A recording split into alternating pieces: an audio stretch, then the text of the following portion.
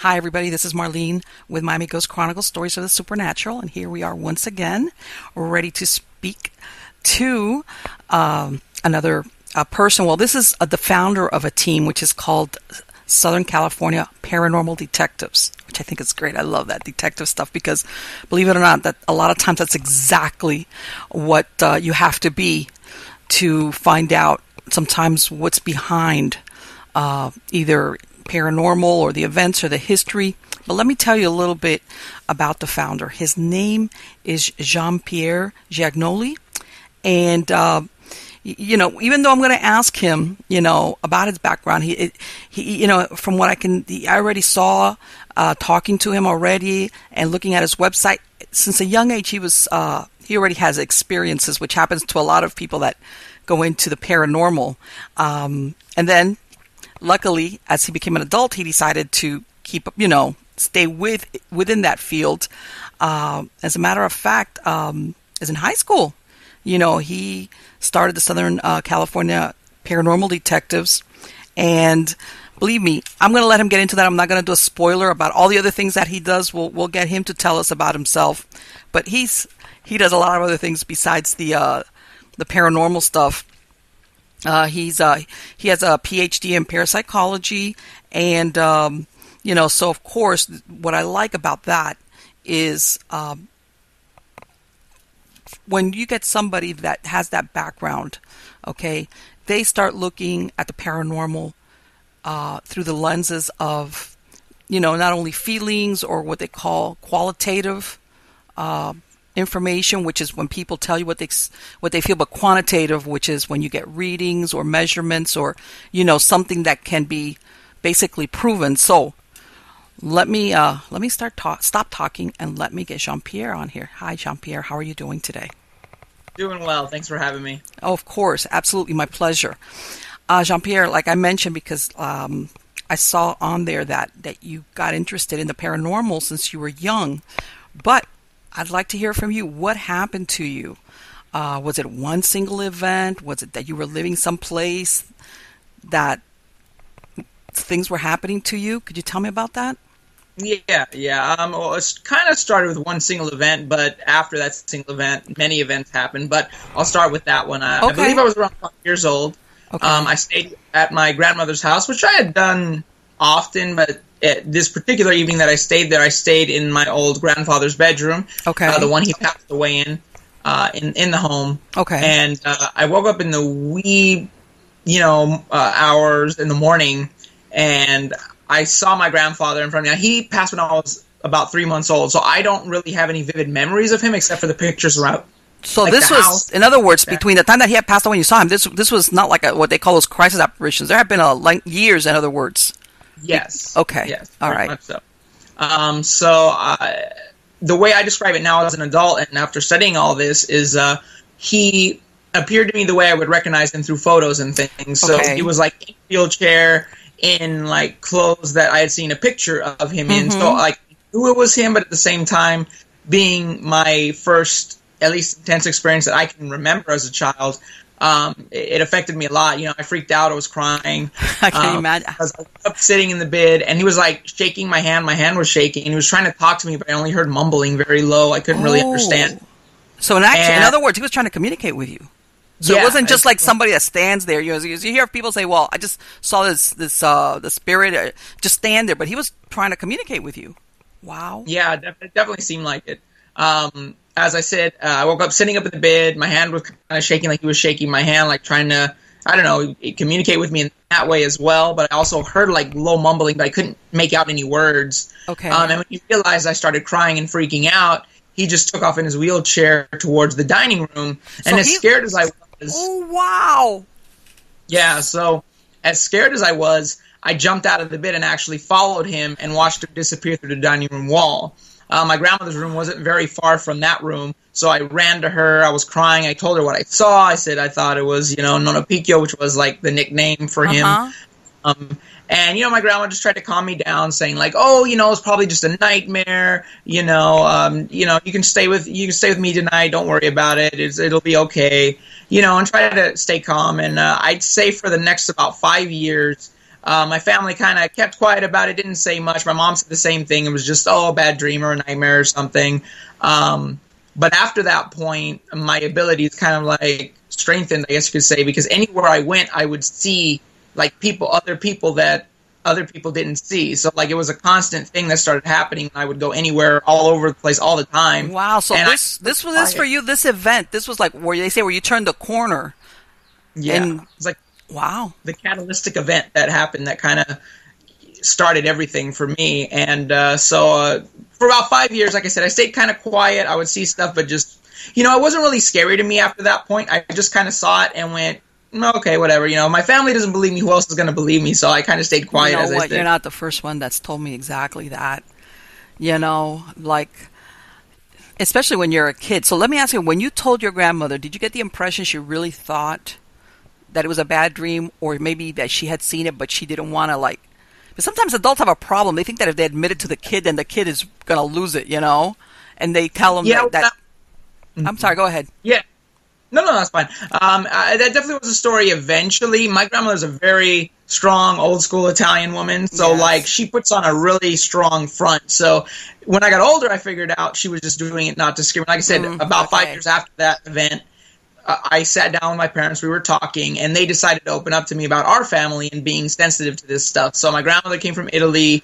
Okay. She started telling me all these stories of when people would die. She'd see them in Italy just walking around on the streets, kind of, and it really related to me. So she was able to see then. She was sensitive. Okay. Yeah, she definitely, all my family has abilities when it comes to spiritual things, but sometimes they have abilities on like a human level, you could say. My grandmother's more of she can read people. So if she were to meet you or meet someone, she could look at them and tell them about themselves. And people usually freak out. It's usually like close friends, so more. I know exactly what you mean. And be like, oh, you're this, this, and this, and you like this, and you like that. And people go, well, you just met me. How'd you know that? So my grandmother's very much good at reading people. I always make the joke, because when I was a kid, sometimes you want to lie and not tell them something that you did or whatever. Like, it didn't work with my grandmother. She would bust you, right? Always would catch me. She'd look at me. She goes, I can see it right here on your forehead. I know exactly you did this. And I was like, so it wasn't fun growing up, because I could never get away with my grandmother with anything. She always let me not even try, because she's gonna call me out on it. Yeah, exactly. So whatever happened? Did she ever tell you if she had seen your grandfather? Because let me tell you something, I find it hard to believe that nobody else saw him in his wheelchair.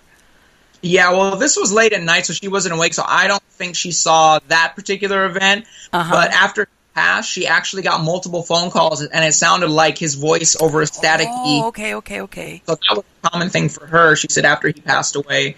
And she had many very intense dreams where he appeared and told her, like, you should move back to Italy, America's going to get really bad, like, you should do this, like, so that kind of stuff definitely happened. And you know what, I hear a lot of that thing about the phone calls. I've heard a lot of people have experiences like that, where they get these phone calls that they're like, okay, that from somebody that's passed on. Wow. Yes, yeah. We hear that a lot. That's so then what happens? Okay, so now this is the event that you start seeing things. You're beyond. I'm not scared. Between that and why am I going to say anything? Because my family's going to tell me either a bad dream or imagination. Yeah. So then what happened after that? Basically, at that 5-year mark, as I said, I talked to my family, and really it was questions after questions after questions from me, because it's like, I've been seeing stuff, I experienced lots of stuff. Okay. What is this, and what is that, and what is this? So my family broke a lot of stuff down for me, what they knew on a basic level about what they know, feel, experience, and they've had similar things happen. So it was a lot of that, and then that really got, my interest peaked. And I started just buying books, doing a lot of research, studying it, looking into it. There was very minimal, but there were TV shows around at the time, like Unsolved Mysteries. It's not like it is now. Yeah, no, not like now. It seemed a little more legitimate, at least in that time. I know exactly what you mean. I know. Well, back then it was more where they would tell you a story versus the actual investigation part, where nowadays it's the other way around. So... and it was like a lot of the, historical places and things like that where, they would have the shows. But yeah, a lot of people, it's changed a lot. But so obviously you said, I saw that you mentioned something about that when you were in high school is when you established your first paranormal team? Yeah, that's when we actually started this organization, Oh, pretty okay. much. We're officially now a 501c3 nonprofit, but that takes years to develop because you have to, prove basically to the state that you're contributing to society and actually working. So we built a repertoire finally, Okay. and the state did our submission for being a 501c3 nonprofit. But we Absolutely. started the basic organization in high school. We had one of our English teachers, actually, me and my best friend who started the organization, Adam Catabona. We worked with an English teacher to send letters out to the Queen Mary and other places out here in Southern California that we wanted to investigate or go check out. Oh, wow. Our teacher was interested in that, and we used to, when I wrote papers, if we got to choose the topic, I would write a lot on the topic of the paranormal. Yeah, I don't mind doing research on this. Yeah, exactly. We just started doing it that way. We had family and friends locally in Southern California who owned shops or places that were reportedly haunted. So we got access to those places and started just investigating, kind of very small. We tried to buy small. And that's exactly how you start it. You go in there and you just like anything else, you practice and you make mistakes, and then you go, I'm not going to do that again.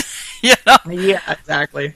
We bought cameras, basic EMF meters, digital recorders, things like that. Okay. And just started going to these places, checking them out, seeing if we could get evidence. Once we got to college, I met more people who were interested in it, who became part of the organization. Okay. And through doing working in media and film in college as well, we got into a lot of the entertainment type stuff, so it got us more connections of people in the paranormal field. And we started actually communicating with them, and they brought us along on investigations. They taught us, tips and tricks on how to investigate, the right tools to use. And it just, built us more and more as, an actual organization. And in college, when we fully established ourselves as an organization, we started a free website and even got cases from doing that. Oh, yeah. Just developed more and more over time. So that's kind of the quick build up on how I really started getting involved in the paranormal and my story of how, I got into it. Well, let me, what's really funny is because, before, like you said, historically, those, ghost shows, they would only go to historic landmarks. You know what I'm saying? Yeah. It was like kind of over and over again, like the same locations all over the place. It was like after a while, it's like, but now that it's gone into, like, how can I say, less profile, whether it's somebody's business or a hotel, even if it's not a well-known one. But I imagine in Southern California, you guys have so many things out there, so many places, historically.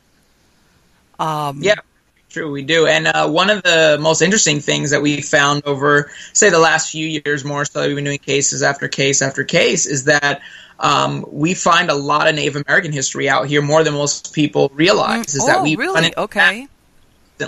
Where it's like we do the research of the area and everything. Okay. And we come back that there were tribes in this area, there were burial grounds that weren't marked well that got built over, things like that. And we found that a very large percentage of our cases deal with that. So it's cool because my wife, who's part of the team, is also Native American, so that helps us really That's great. get more information and establish what may be going on. So let me ask something. When you say that, do you mean that from the beginning, there's a Native American component, or that when you start doing research, let's say on a case where you see some type of activity, and then when you do a little research, you realize that the origins is because maybe they established something on what used to be Native American, either burial ground or some place, or do you know from the beginning that you're going it's into? kind of both ways. It can be either of those things, because sometimes we just do the basic research of the area and the land and the city, town, where it is, and we run into little Native American stuff. And then other times, we may not find that, but then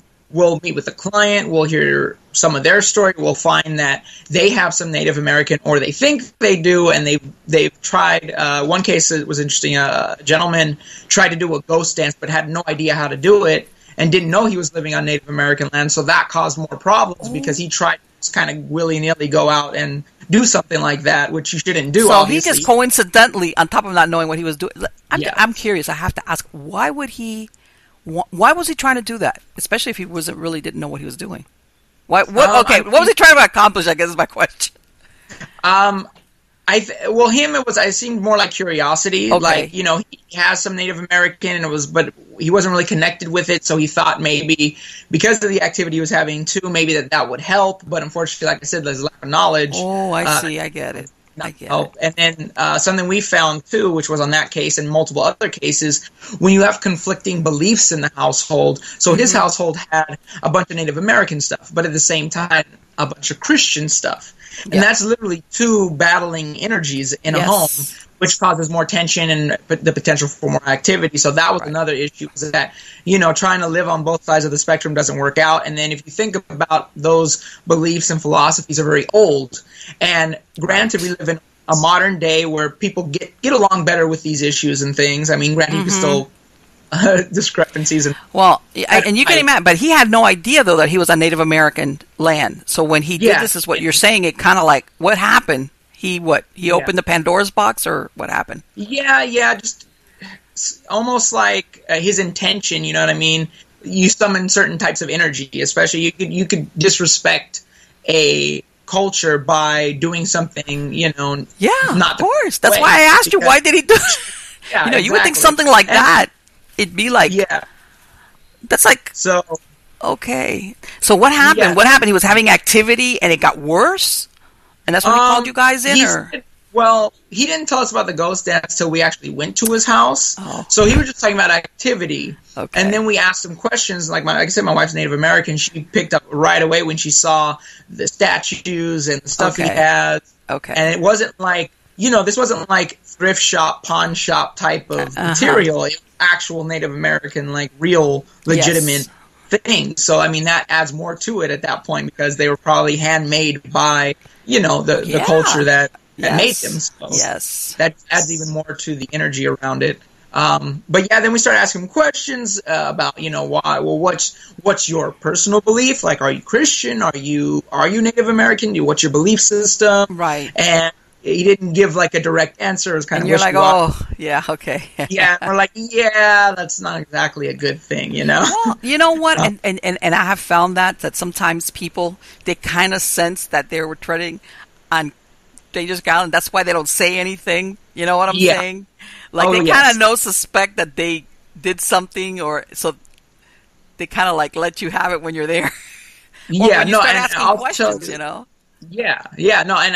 Early on, and still kind of relating to the Native American stuff we encounter, when it comes to other things, witchcraft, voodoo, we ask all these questions, and sometimes we don't get the real answer until we show up, and all of a sudden they admit, I messed with the Ouija board, I messed with tarot cards, and I didn't know what I was doing, and this stuff started happening when I... You don't know how many people I talk to, paranormal investigators, that tell me the exact same thing. The exact same thing. Okay, that when they get there, because most teams that I know, they do like a little pre-interview with a client, you know, like when they tell you what's going on, and you ask them like, well, what's, and they always leave that out until you're there, and then when you start asking questions, you get the what, and it's like, oh, okay, you know, it's almost like they're scared that if they say the truth, that the group might say, well, I'm not going to do it, or they're going to put the blame on them, which is not the idea behind it. No. Not at all. But it's good to go out there knowing what is a good probability of what caused this. Yeah. Yes. For us in particular, we're very focused on the source. We always ask questions to figure out the source of where it started at. Like, what, you know, did it start when you moved into the home? Did you acquire some sort of antique or object when this started happening? Was there a major life event? Did somebody get pissed at you? Maybe they messed with that. Oh my God, yes. It's a long list of questions we ask before we ever go out to a case. So, and you know what, Jean-Pierre, I'm going to tell you, some people say, well, you know, everybody thinks that thing about the haunted objects. Mm-hmm. You know, everybody always is thinking, you know, when they go to antiques and, you know, things like that. I say, folks, you could pick up something at curbside. You know how a lot of people put now stuff on the curbside that they don't want anymore or whatever. I say, you could pick up something, the most innocuous looking thing, bring it home, and guess what? You can get an attachment from something like that. I'm not going to say it's always going to happen, because there's nothing wrong with it. Yeah. But it doesn't always have to be something you got out of an antique shop that's 100 years old, you know, and, you know, surprise. No. You know, that little China thing might have been Grandma's favorite figurine, and Grandma still hanging out with it. Yeah, that's an example, but yeah. So I always tell people, you got to be a little bit careful. I tell them, number one, if you ever pick something and your gut tells you leave it alone, leave it alone. Yeah. Number two, if you decide you're going to take something, sage stuff before you bring it home. I mean, there's a bunch of things that you can do before bringing something into your house, because exactly like what you said, you have people that they'll tell you, oh, everything was fine, and then whatever started happening, whether it's footsteps or feelings or being watched. And like you said, you ask them the series of questions. So what happened? When did this start? And then when you get to it, then you start hearing those versions of after we bought this, or we bought this home, or things like that. And it's like, well, there's your answer, Yeah. And so, and like I'm saying, that's why a lot of times you will get the normal, regular people that go from 0 to 60, and it's something as, not everything, but the paranormal element has to be the old spooky house, with that somebody got murdered in the basement, and then, a lot of things can get into your house in ways where you least expect it. So has there been any location, a historical, because like I said, some of these historic places, a lot of teams go to, and after a while, everybody kind of hear like, this is the ghost, or this is have you ever gone to one of these places and found something totally different than what you expected to find there once you started trying to communicate or capture anything? Yeah, I mean, I could probably name a few cases. One that sticks in my mind the most, we did a case in Bellflower, California. Okay. Once again, we found out later, there's some Native American thing to it as well. So we were investigating. We had chairs move on the balcony while we were there. We saw stuff in the house. So it was an active case. We had quite a bit happen early on. And then it's about 4 a.m. We took a little break, left our cameras running in the home. We were going to maybe take a little trip down to 7-Eleven and get something to drink just so, keep us awake. Okay. And all of a sudden we hear Native American chanting very loud across the whole neighborhood. The whole team heard it, plus the owners of the home. Because we usually don't kick them out most of the time. We think it's beneficial to have them there. For because some people it's really difficult also to tell them, go rent the hotel. Yeah. Most of the time we don't do that. Sometimes we'll ask to leave, maybe have them to leave for a little bit to experiment if things happening and see if we can figure out a way to get, whatever's there to be more active. But most of the time we find it beneficial because if it's comfortable with them, it may be more comfortable to do some activity. Because if it's just us, it may be uncomfortable because we're new and unfamiliar. So exactly. But anyway, so we're sitting outside. We hear that chanting. We literally could not figure it out. We started running around. A couple people jumped in cars, drove around the neighborhood. There was nothing going on that night. Nothing there that we could find to cause that. But we all heard it. We knew what had happened. Fast forward. Okay. We're finishing up the case. The owner's sister comes home very late because of her job. Okay. She comes in, walks past all of us. It was really weird because our cameras caught her coming in, but we were near her even though it was dark, and we didn't really see her come in or hear her. It was just kind of like a weird thing. We just heard the door. Okay. And all of us kind of just immediately got this strange feeling. So shortly after that, we started wrapping up, taking down our cameras, breaking down all our equipment. As I'm breaking down one of the cameras on the staircase, all of a sudden I just get this feeling that something's coming at me fast, and it's big, and I don't know what it is, but I just feel like something's coming at me. Okay. And I look back, and it's the owner's sister. She's coming down the stairs. Petite, tiny little female, but the energy that comes off of her is extremely strong. Like, I felt like Bigfoot was rushing at me or something large. And I'm like, okay, I think the activity might be because of her, because I just felt something really weird when she came down the stairs. Right, so we keep breaking down. But for some reason, the owner's sister, her eyes are focused on me the entire time I'm breaking down equipment. So if I go behind walls, if I'm going wherever, she's following the whole time. And I'm like, okay. And I just try to kind of not think about it and break down. So the last piece of equipment I have to put away is in a bag near her. So I'm like, oh, well, I'll just go up and put it away, even though I don't feel comfortable. So I went over there, put the equipment in the bag, looked up at her, and we caught eyes for maybe 10 seconds, I'd say, in that range of time. Right. And all of a sudden my chest got really tight, my eyes started to water, and I couldn't breathe. It was the first time I had ever run out of a house. I've never run out of a house before. I've never gotten scared or did that much that I ran, but I literally could not breathe. You were like, I gotta get out of here. Yeah, I felt uncomfortable. As soon as I got out of the house, out of the front door, my chest felt a big release, and I could breathe again. And my wife comes out, and she's like, "What's wrong?" I'm like, "I don't know." I caught eyes with her, and I just couldn't breathe. Like something literally took my breath away. Wow. And I was like, "I can't go back in the house. You guys finish grabbing the equipment, and I'll wait out here until we're done." Okay. So fast forward to the next day. Other things happened, but that was, at least for me, telling you a personal story, one of the strangest and most intense experiences I've ever had happen to me. I've never had anything like that happen before or after that. Oh no, let me either. tell me the rest of the story. This is great. What happened? Oh yeah. I'm telling you, I'm like. So the next day they found out who or what this is. Up, and I had a circular burn mark on my chest. Oh. Right where I felt the intense pressure where I couldn't breathe. So I had never had marking like that happen before either. So that was really strange. And I was just like, do you see this? And unfortunately, my camera was dead, and I didn't have any that morning. What? Isn't that for you like a mind bender? Because you realize this was not my imagination. This is not where I just, for some reason, decided that my chest felt tight, This to you must have been like, what? Yeah, I was overwhelmed because really I had, and even after that point, I don't really have an explanation for what it was exactly that was happening, or if like she was a part of it, because one of the big things the owner told us later, again, we didn't find this out till that evening, even before her sister showed up, but we didn't know it had any connection. Okay. Let's just say she had a job that wasn't the best job. She was a stripper, and other strippers were jealous of her, and she discovered that other strippers had taken pieces of hair from her comb, other personal objects, so we don't know. Sounds like she had an attachment. I mean, something was walking with her.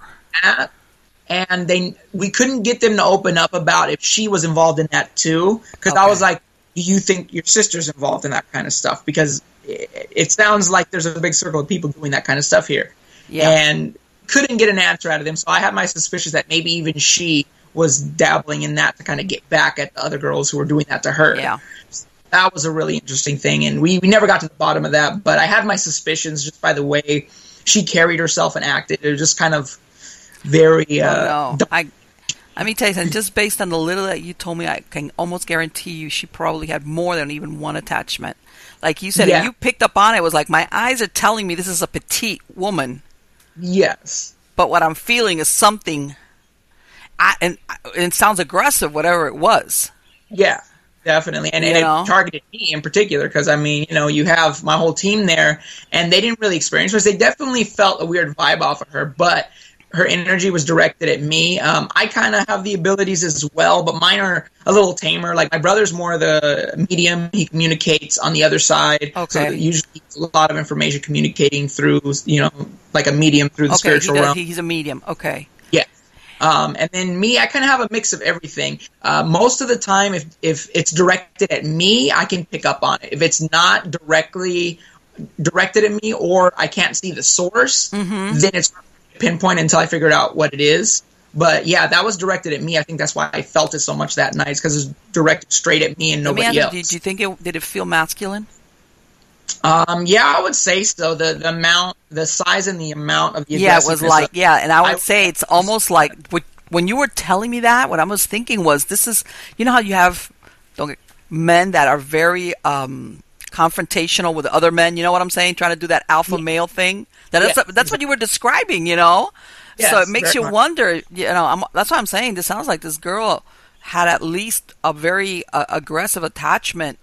And who knows, she might have even done it willingly, because like you said, if they were all dabbling and if she was having a competition or God knows what with her coworkers, it was like, let me get somebody here with really powerful, and let me tell you that usually doesn't end well. So yeah, very true. And you know what? And then when you tell me that the family's kind of like hedging and hemming and hawing and not wanting to tell you guys. Yeah. Very true. Yeah, no, it was definitely interesting, and I definitely agree with what you said. Yeah, it felt like something confrontational, like you said, aggressive, big, even though it's a little petite girl, as I mentioned. And so that was one of the more interesting things that happened to me personally. I've seen a lot of weird stuff too. One of the I think you personally like that leaves something on your. That's took about a week to heal up, but yeah, it was a little circular burn mark on my chest was really interesting. That is incredible. And you know what? Now that you mention it, because that you were saying, the family, they were kind of real, like, you're not giving you the straight story. A lot of times, this is what happens. They start doing this stuff, and then it gets away from them. You know what I'm saying? Yes, exactly. They start doing stuff thinking, number one, let's say they believe in it. Let's say they're not playing. They believe in it, but they always got this thing going that they're always going to be in control of whatever they're doing. Yeah. And then it gets away from them, whatever it was that they did. Mm-hmm. And then that's when they start calling in other people. But, of course, they don't ever give you the part about, like, we conjured it, we did rituals, or we did ceremonies, or we, actually invited whatever, because, they're afraid that you're, some paranormal teams are going to oh, hey, well, you know what, figure it out. Especially if they were dabbling in something occult, or summoning something, not like your regular dead person, Yeah. Something much darker. They're afraid that, paranormal team is going to say, hey, I'm out of my depth on that one. I'm not going to get involved. Which, by the way, there are teams that that's where they have their threshold of non-participation. Yeah. They'll go into a house if it's a regular, to investigate what they think it's a regular haunting or whatever. But if once they get a whiff that it might be darker, and I don't want to use the word demonic because I think that's overused. Yeah. It's overused. I could get on my soapbox on that one, but I'm going to say non-human or darker, because let me tell you something, there's a lot of human beings. It doesn't even have to be demonic. You could have a human being that could be very dark and malevolent, and that's what you got. But anyway, there's a lot of people that paranormal teams that they say, hey, you know what? This is where I get off the ride. Sorry, but I can't. I'm not going to do that. Or I'm not even going to bring my team in there, because, which is going to be my next question. Have you guys had a situation where anything has followed you guys home? Not in recent years, but when I first just started on a basic level investigating stuff, without really, in the early days when we didn't have a lot of knowledge of it, but just kind of did it to do it. It would always happen to me. I would always have stuff follow me home. Of course, because you're sensitive. Of course, they want to they want to communicate with you. Yeah, you seem like a real nice guy, so they're like, I'm coming home with him. And I've been told by other spiritual people that I have some authority on the other side, so they know who I am. Because I've rarely had physical things happen. I say it's because they know who you are and they won't mess with you. So that's what I've been told, even by Native Americans and others, that I have some such I've been told I have like a teacher-like aura by people who read auras. It's like yellow, it's like a teaching type of aura that you have knowledge. And then the other thing that, they know who I am on the other side, and they won't mess with me because they know that, I'm strong-willed. I'm very, I said, strong with my spirituality and my beliefs and things like that. But yeah, so early on, I had multiple things follow me. So I lived at home. I was pretty young, still in high school. And I would just have stuff follow me. I didn't know that I did until I got home, usually, because my animals would react. So I'd get the key to that's always the giveaway. Next to me, and I'd hear my name whispered in my ear, and the dogs would freak out, their tails between their legs, and run away from me. And I'm like, great, something followed me home. And that's my reaction because I was so used to it. So I try to brush it off a little bit, go to my room, try to go to bed. This particular one, we were near a church in Palo Verde. It's called the Glass Chapel. It's known to be very long. It was built on Native American land. And we actually saw a giant owl flying around the cross. And a Native American man followed me home.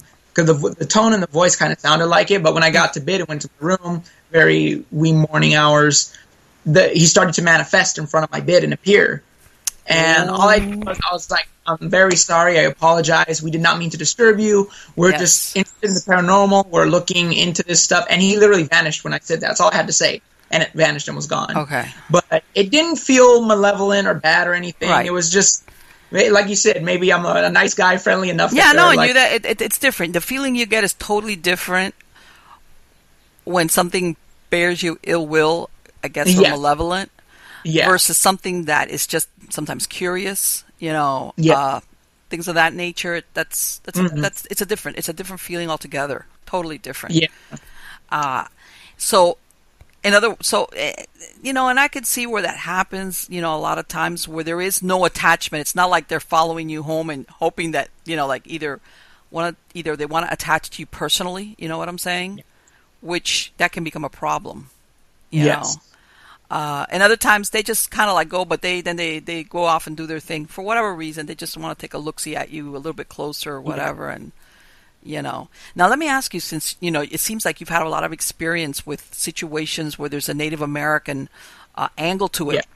Is your recommendation that if anybody, whether you're a paranormal team or a family, that if they suspect or they know that there is a Native American component, that they contact a Native American shaman or whoever to deal with it? Because I imagine that it's, or what do you think, what would your advice be? A lot of times we let it be on the clients, and we'll give them a few options. You know what I mean? Luckily, with my team, because I have a Native American, right. That's exactly what I'm saying. That internally and do that quickly. But yeah, we definitely would recommend going directly to the specific tribe if we get the info on that in your area, and contact this specific tribe because this is their land. They would know the best way to go about it if they didn't feel comfortable maybe with us or a priest or someone else coming in doing something like that. If people want to live with it, which a lot of people call it in just out of curiosity to validate their claims. Yeah. It's like, just show respect as if you would show another person respect. Just, hey, we're here. How you doing? And I always say humanize the experience. We always try and do that. And that helps with situations a lot too. Just creating that positive energy and atmosphere around can help things. You know what I mean? Like, look, I apologize. We didn't know that this was your land when we bought the home or whatever it is. Right. And communicating that way can be just as helpful as having someone from the tribe come in and doing maybe, a smudging or whatever it might be. Let me ask you, have you ever run across where what's there is more of an elemental spirit versus an actual Native American person? A discarnate. We're talking about either land spirits or elemental spirits. Like you said, that they did something unknowingly maybe, but they did it. And maybe it might even be from before where that's really at the root of it. Yeah. We've definitely haven't had a lot, but there was a couple years back we had a case in San Bernardino, and it definitely seemed like elementals because whatever the kids started to see a lot of beings, but not human beings. They saw like elves or nymphs or gnomes running around the house. And we actually witnessed this ourselves as well. Really? And looking into the history, it seemed more of an elemental type of haunting, trying to just drive people out of the land. And it wasn't related to even them. It was just the land itself. You know what I mean? Right. And it was just whosoever the last person that got there or the last family, they were going to get it. Yeah. So there was a few things that happened that, weren't really normal paranormal things. We saw the little shadows of the gnomes. And running you must have been like, what? Okay. What? Yeah, because it's not, I'm sure, what you guys expected in a way, right? You're like... Yeah. We definitely looked at each other strangely because me and my co-founder was in town at the time. He's in and out because he's in the Air Force in Oklahoma. That's where he's stationed. So whenever he comes down, we might do cases with him if he gets to, be with us. Okay. And that was one where we both saw it. So we looked at each other like, you saw that, right? Like, this thing was like maybe a foot and a half tall running around. So, and then multiple ones, and you could hear little footsteps and stuff. And it was like, after thinking about it, we're like, this doesn't seem like your typical like ghost haunting, especially what the kids are describing. I use the word non-human for those because that's what I consider. They're non-human. They're not human. They've never been human, and I mean, I've even done investigations where, believe it or not, the elemental spirit was, it opened a doorway because they dug a well, into the land, and they didn't do the right thing, which is, it's not a big deal because who doesn't want to dig a well?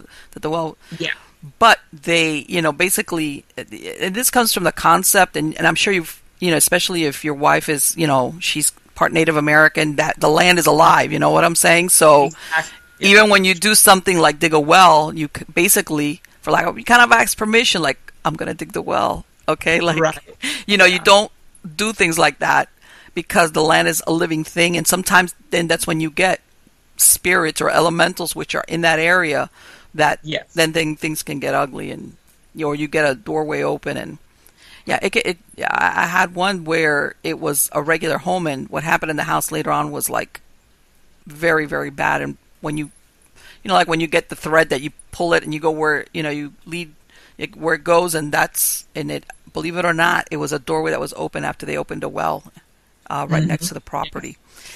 Now, let me ask, it's and sometimes that's what I'm saying, and people don't know that innocently sometimes when they move into a place, they have no idea, that there was anything that's really the source of it. Because a lot of people like, oh, did anybody get killed? I don't want to move into a house that people died or got killed, and sometimes that's not the source of it. So of course, if they look into that history of the house, they're not going to find anything. Yeah, but that's what I'm saying. You take it out a little bit further, but that's not. I'm not going to say it's rare, but it's not that common either. Yeah. How about, let me ask you, one place that I went to personally was I've been to a couple of places out there because I have a friend that lives out there, to the Winchester, the Winchester house, the one from Sarah Winchester. Yes. Yeah, I've been there multiple times. What did you guys find? But I went in there like, when you go in there once and it was like a, lack of a better word, a half-ass thing, Yeah. I catch some stuff, and, that place is so unusual, in the sense of, well, it's obvious you go up these stairs and places, and then, did you ever capture anything there? Unfortunately, we never really captured any evidence. The last time we went, because they're making a movie about it, they're not allowing cameras or anything in the house now. Okay. Once the movie is released, I think that ban is going to get lifted. But right now, because of, I forget the company that's making a movie about it, they're not allowing photos or filming or anything in the house right now. The first time I went without all that, we didn't really catch anything. But we definitely, even with a tour group, had experienced things in there. Even this last time, we heard footsteps in rooms where there were no guests and nobody in our group was moving. So we know we heard stuff that didn't seem normal, and it didn't seem like it was the audio type of like, oh, the special effects. Right, exactly. Thing. So that was pretty cool. I remember the first time we had ever went, it used to be like the hard hat basement tour. They kind of had it separate because now that you can do all kinds of different tours now. And that was a very small group. It was pretty much just me and my friend's family, so there wasn't many other people. And you literally feel this air rushing around you like somebody was moving. Right. And when we started talking about it, the tour guide actually said that that's the spot where they see the man, the worker who died down there. The worker that died, okay. Yeah, yes. The guy that worked there for like a really long time. Okay. Yes. So that was really interesting that we felt that, and there was no source for us. We always try and look for the natural explanation. Sure, of course. Is vents over here? Is there a door open? Is there, an airflow we're not, feeling? And no, because it stopped, and we couldn't find the natural cause for it. So we definitely felt that cold air, and it was, if you know enough about the paranormal, when something like that happens, it's not just normal air. It has like static to it. Yes, it does. It does. Energy. And you might even get like a prickle up your back. You just feel it's like a static in the air. Yes, I know exactly what you mean. Hands up on my arm, something like that. So yeah, that's what it felt like too. And the normal cold air of the day doesn't do that. So we definitely thought like, hey, there might be something to that. So I mean, the Winchester House is a really interesting place. I definitely think it's haunted. Now I remember the first time I went, the tour guide actually told us that they had a priest come and cleanse most of the house. And I could feel it. It felt like when you were walking through the house, you didn't really feel a lot of energy. There was like two places, the basement and the seance room, that had like levels that felt way higher than anything else. But then the rest of the house seemed very calm and tame. So. Well, you know what? Because I was there I want to say over 10 years ago. It's been a while. And I remember I was doing a little bit of research because you know that she had a fixation with the number 13.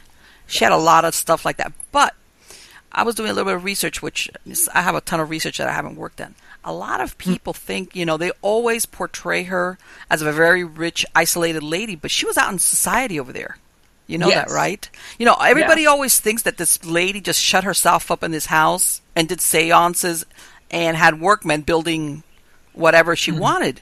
But she wasn't. She participated in high society over there because, of course, she was very rich. And she was a businesswoman with all the stuff. The house produced actual products, they were self-contained out there. Yeah, that thing. It was like basically it fed, all the workers. There was a farm, for lack of a better word. It was a farm, and a lot of people don't realize that. They always put out there that, that the reason why she left the East and went out west and start was because of the death of her husband and her child. And a lot of people don't realize that those things happen like 15 years apart. Yes. Okay. A lot of people think that this poor lady like suffered this loss one after the other, and she kind of like lost it and went to spiritualists and then goes out west. And it was like,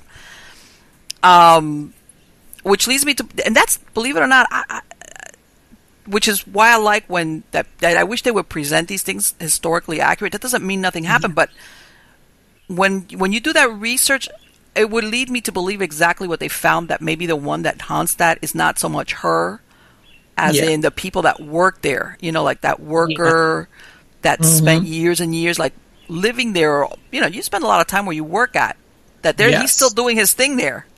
Yes. And, or even some of the theory of I would even go as far to say some of the theory that the victims of Winchester rifles haunted too, because that could potentially be going back to the source of what took you out. So it could have been, well, let's face it, if even if they weren't before, if you're going on a nightly every night and you're trying to communicate with the other side and you're kind of like telling everybody come on down, of course you're going to get some that took you up on that invitation. Yeah, and it opens up doors too. So absolutely. She had her seance room, and the spiritualism was a big deal. And I'm sure that even if times she was unsuccessful, there was probably times that she was successful. Yes. So I wouldn't be surprised if she brought in stuff that, like they say, I'm not going to assume that she's going to be the usual suspect as to the person that's actually haunting that place. If it's like, believe it or not, there's better candidates than her. Yeah, she was old. She like lived a full life. Yeah, definitely did. And going back to what you said, even too, like to be a businesswoman the way she was with the property and the crops and everything that she did out there, and she contributed a lot to that area because she was one of the most wealthy in that section. Yes. You need to be a social person in order to be successful in business. That's just a rule. Like, you can't survive in business if you're not communicating with people. Well, no, because that always they portray that story about the Winchester house as this broken-hearted lady leaves the East, and she sits in her house all day long, communicates with spirits, and then tells her builder, all these plans. And it's like, that's not totally accurate. She had a farm. That thing was self-sustaining. She was out in society over there. So that she maybe had her little spiritualism thing going on. Well, that was big back then. Spiritualism was very strong. But no, I don't think she was totally as, like, sometimes they want to portray that she's like was a little bit out of touch. I don't think she was that cuckoo. I think she, like you said, she was pretty much, she knew what she was doing. And in general, it's something almost we talked about earlier with my story. People who tend to be more connected spiritually or in tune with what's going on, they're all going to get looked at as weird or out there, maybe not all there, because the rest of society, the majority, I guess you could say, they all think a certain way. So if you go against the majority, you're always an outcast anyway. So, I mean, if you're like that. Of course. And, and luckily also she had the advantage of having so much money. It was like, so, well, you don't get along with me. So, well, okay. Well, I'm leaving to the West Coast anyway. See you. Bye. Which is what she did, I think. Sometimes I think about it. I say, why would anybody I don't want to take away, you lose a child and you lose a husband. Those are serious losses, but they're 15 years apart. And I'm thinking, what, maybe she got fed up with those people back east. You know what I'm saying? She says, I'm thinking, I'm going out west and I'm going to build myself a house and, I'm going to live my life out there and just communicate with the spirits. So there you go. She lived her life, and she left a very unusual house. But there's a lot of symbology going on with her things, and not only the haphazard way she structured, but the thing of the number 13 and bunch of other stuff going on there. It's like there's more to it than what you get on the shows. That I hope they're doing a movie on it, that they portray it accurately, which I don't, probably not. I'm hoping that. based on more of a fiction, in fact, and it probably will be more the allure of the story itself is what draws people in. You hear all the because you know what? That's what I was going to say. That is one of those places that the majority of shows, whether they're still on or not, actually went and did a story on because it was. Yeah. So that's why. You know, one place that I'm really curious about, and I wonder, did you ever or have you ever gone to the Brookdale? I have not. No, that's one of the ones I would like to, but Okay. I know many. I know one team that's been there, a friend of mine. Okay. And I've seen it on multiple shows too. Right. They've Yeah, gone- that's why I'm asking because I know that's a place that you see on a lot of shows, and that's why I was thinking. You know, I would love to talk to somebody who's actually been there. I mean, I've been there, but Yeah. has actually not. In other words, has a different version of what you see on the shows. Oh, okay. You know what I'm talking about, right? Yeah. I know enough about the location, but yeah, unfortunately, I have not been out there. You know, it's working a day job and trying to run the nonprofit and all that. It makes it difficult to go to some of these places that are a little further out and require more money and time. So, Oh yeah. Yes. we have a list, our dream list of places, but hopefully, we'll get there eventually. Let me ask you something. Do they, and I don't know, do they charge if you're a paranormal team and you're trying to go to a historical place? And I know the Brookdale's not a historical. I know that I think it was closed because they had fires or whatever. But if you ever tried to go now to a historical location, do they charge you guys for going in there and doing an investigation? Yeah, it depends the level of I guess popularity of the location. Like an Right. example we're trying to get into for years is the Queen Mary. We've Okay. gone on our own. We've stayed on the ship. We've experienced tons of things on the ship. Okay. To spend a night investigating, or multiple nights, really, realistically speaking, Mm-hmm. would be great. Yeah, unfortunately, they want to charge an arm and a leg to have someone be there and supervise you and do this and that. And as a nonprofit, I've worked out with some historical locations, like, hey, we're a nonprofit. Right, exactly. You can literally put down that you donated as much as you want, whether it's the price of what you would charge us to investigate. And it's a or- write-off. Yes, and it's a write-off, and you'll get a return at the end of the year. So we've worked out with a couple locations, something like that, where we didn't have to Right. pay, but they put down a donation, and that looks really good, and you get a Yeah, return. of But the course, Queen of course. wasn't open to that. They were like, "Oh yeah, we respect your nonprofit status, but we charge everybody this Yeah, fee." but yeah, guess what? Yeah. So I've had a few friends that work there that have tried to talk to different people and get us in, and they said, "Yeah, that place is all about money. That's it." Yeah, So at the end of the day, it's the bottom line. Yeah, no, Yep. it happens like that. It happens like, but again, It you know does. what? And not to dissuade you because based on everything I've seen and heard and talked to, there's a haunting. Yeah. But it's the thing is that it's been so well documented sometimes, you know what I'm saying? Even though that ship has so much history because of everything that it went through. I mean, besides the passengers and the drama and all that, but in and of itself, it did things that, even though it's been birthed there since the 60s, it was, a lot of things happened with that ship. Yes. Very true.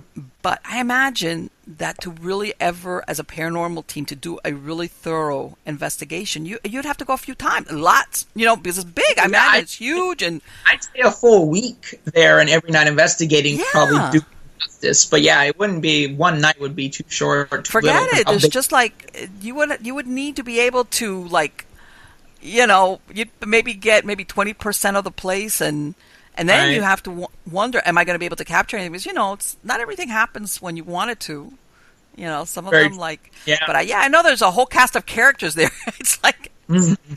there's a lot of different ghosts and that have been consecutively been seen there. Yeah, definitely true. Yeah, I've experienced a lot on the ship. It's a cool ship. Yeah, it's definitely that's another one on our list that we would love to get the opportunity to really investigate as a Sure. team, because the history, I'm a big history buff, so Yeah. I usually choose historical locations because I love the history. I love finding out, the history behind Yes. it, where it's from, what happened, and then dig and find stuff that people don't know about either. Well, guess what? We found out that this happened. Nobody knew that until we uncovered this news article or something like that showed that this was not a publicized event as big as most people know, but we found it. So Yeah. finding something also really exciting. And you know what? That's what I'm saying. Sometimes, for as exciting as it is, because it's a well-known location, you'd be surprised what you find at locations that are not as well-known. Yes. That Very, as far as, because remember, that as a paranormal team, that you could be the first ones to go in there and actually get evidence of an actual haunting. You know what I'm saying? Yeah. That it's like, Okay, I'm not going to be at the tail end of a bunch of other groups. I'm going to be the one that's going to break, on this location and either capture evidence, whether it's an EVP or photographic or whatever. And there's a lot of places out there. I imagine, like you said, down in your area, there's so many historical places that you could go to. Yeah, we one that I was very happy we got because nobody had really investigated. We were the first team to investigate. Is the La Habra Depot Theater in La Habra, California. Okay. It used to be an old train station across the street. Unfortunately, the story of the well-known spirit can't be corroborated by any information back in the day, but I know where they kept historical records burned down, so it's possible they got lost in that fire. Okay. Might be why we couldn't find the background for it, but the story is of a little girl who got hit by a train. Oh, and she okay. They used one of the old train cars as like the dressing room and the makeup room. Okay. And that's where most of the activity is reported, but in the theater as well is where activity is reported too. So we got tons of evidence. That's one of our most popular YouTube videos because we put it up on there. Everything that we caught, basically. We're in the train car. You can hear walking when we left our equipment in there running by itself with nobody in the train car. We had one time where we asked whoever was there to make a sound. We had people inside and outside the train. Something hit the train car and shook it, like very you're kidding. You guys must have been like, what? Yeah, no, everybody jumped because we weren't expecting it. We said, can you give us a sign? Let us know that you're here. Boom, the whole train shook and everybody was like, oh my God. You guys must have what? You were thinking, I will get a tap or a knock. Yeah, exactly. And we got this big, it sounded like somebody took a sledgehammer and hit the side of the train. We went on top of the train, we went under it. We couldn't find anything that would cause that. There were no trees, like where an animal could jump on the top of the train or anything like that. And that was one of the more intense things that we experienced there. And we caught tons of EVPs, all kinds of stuff at that location. It's been, we used to do it once a year for, about 5 consecutive years, I'd say. And every time we went back, we always got something. We got some visual evidence, mostly audible evidence, lots of walking, lots of voices, stuff like that. And how old is that location? How long has it been there? I don't have the date on me at the moment, but it should be on the website and everything. Okay. All the details there. But it's pretty old. It's been there a long time. So because you know what, and you made a good mention of that thing that one of the entities that's there is that little girl that got hit by a train, and I see that a lot where you will get entities that something happened to them close by, know, and they kind of drift towards almost like the closest location to where they're at, where maybe there's a lot of human activity, and then they just stay there. You would think, well, why wouldn't this little girl, let's say, go back home or whatever? No, for some reason they kind of like. Yeah. It almost makes you think something happened to her and they kind of like pass on but don't realize that they've passed on. And, a theater, think about it, you got a lot of people walking around and a lot of activity and it's like, okay, I'll hang out here. Why not? You know, and I've talked to a friend recently because they work in theaters. So a couple of the theaters they work at are haunted. So we're trying to set up something there for our web series. And it was funny what he said because it's kind of true. He's all, is it really a theater if it's not haunted? And I'm like, yeah, I guess that's a good point. Well, yeah, no, I know. Well, you know what? Theaters, hotels. I mean, I think it's the drama also that goes on and the emotions because something's always, let's face it, actors are very emotional and there's always a lot of drama. Yeah, very true. But, I mean, besides what's on stage, I mean, it's like, but Yeah. So, I mean, stuff that goes behind the scenes and things like that and hotels, let's not even go there. I mean, that's like... Yeah. Let me ask you, Jean-Pierre, have you ever gone to a location or on an investigation where, obviously you go in there to find out what's going on, but you really felt out of depth, like, okay, whatever's going on here is beyond the scope of what I am doing. Like, I need to call in for help, whether it's clergy or something else. Have you ever found yourself in that predicament? Not really. Usually people that contact us with something that severe are looking for maybe someone else or like guidance to find like a priest or things like that. Okay. I've definitely been in situations that are like that, but because of the way I think and my team thinks, we usually tackle those issues better. So I'll give you an example. This happened years ago, and it expanded our resume of what we investigate. Okay. So a gentleman called us and said that, I think the house is haunted, this stuff is happening, and we asked all the normal questions. Okay. And get there, and it literally was something completely out of left field, something we had never dealt with before. So we walk up, and it's funny enough, he goes, "Do you guys believe in conspiracies?" And, funny enough, me and my brother, we're activists, so I was at a protest that day by chance. Okay. And I was like, funny enough, I was at a protest today. So, yeah, we're pretty open to the possibility of a lot of different things that the government could potentially do, or anyone else who could conspire to do something. So we were in Mentone, California. It's nicknamed Meth Tone because meth is such a big problem out there. I was about to say, there's only one reason why. So they're going to get a name like that. Had recovered from meth. But while he was on meth, he would see and experience things that were even beyond, I guess, what the drugs would do. Okay. And he was, he had the ability to actually film and capture this stuff. He gave me the footage of it. Okay. So he would have neighbors who would do military drills in the middle of the day running around. They have hidden cameras in the trees around the houses that are covered with like the mesh and stuff like that. Every time we showed up to that neighborhood, because we went multiple times, old school military vehicles would circle the neighborhood. And it was just like extremely strange things happened. So like I said, that night he goes, "You guys conspiracies. Look, I was on meth. I'm not on it anymore, but I'm still actually recording this stuff, documenting this stuff. I think the government's experimenting with meth in this area, and they're watching us to see the effects of it because of this, that." He literally took his house apart and gave us pieces. They had like weird electronic fibers in the drywall. You're kidding. No, I'm not kidding. And my tech guy deals with that kind of stuff. So we brought it to him and go, "Look, you know about construction, you know about drywall, because you install drywall." Yeah, and all this stuff. And he goes, "That's weird. I've never seen that kind of material inside of the drywall. Like, that shouldn't be there. What? Like, normally that wouldn't be in normal drywall." So it was really strange because he said he felt like he was being watched. And, when we were there, we felt the exact same thing. And we had tons of weird things happen. Like, the first night we went, I had walked outside. I was just looking around, kind of observing the area, seeing what was going on, noticing the military jeeps driving around, circling, particularly where we were at in that house, in that area. So that was strange. We noticed that off the bat. But I'd say maybe 2 blocks away through the trees, a laser came through, hit me between the eyes, and knocked me back. Are you serious? What? You must have been okay. Okay. Yeah, another thing I never had happen to me before or after. But my tech guy luckily was right next to me and caught me. But I literally lost all cognitive function. I couldn't move for at least maybe 5 seconds. And then finally I got a little oriented again, and I was standing up, and I was like, "Did you see anything?" So I didn't see nothing. I saw a laser point at me, and that's when I lost equilibrium and was just like, "What's going on?" Because let me tell you, you must have been here, like you said, all you're doing is standing outside, just scoping in the area, like, okay, I'm going to go outside and... Yeah, and you went back? I was going to ask. I have to ask. You went back? Yeah, we went back as well. We didn't need to investigate the second time. The second time, he had compiled all of his evidence, as well as literally the pieces of drywall and pieces of his home that have all these weird materials in it, so we could take it and try to get it tested. I've had a very difficult time. One of my good colleagues in San Diego, Bonnie Vent, who's a clairvoyant out there, she referred me to this organization that claims to investigate anything. They'll test any material. They're like a nonprofit, but they go beyond the normal testing. Okay.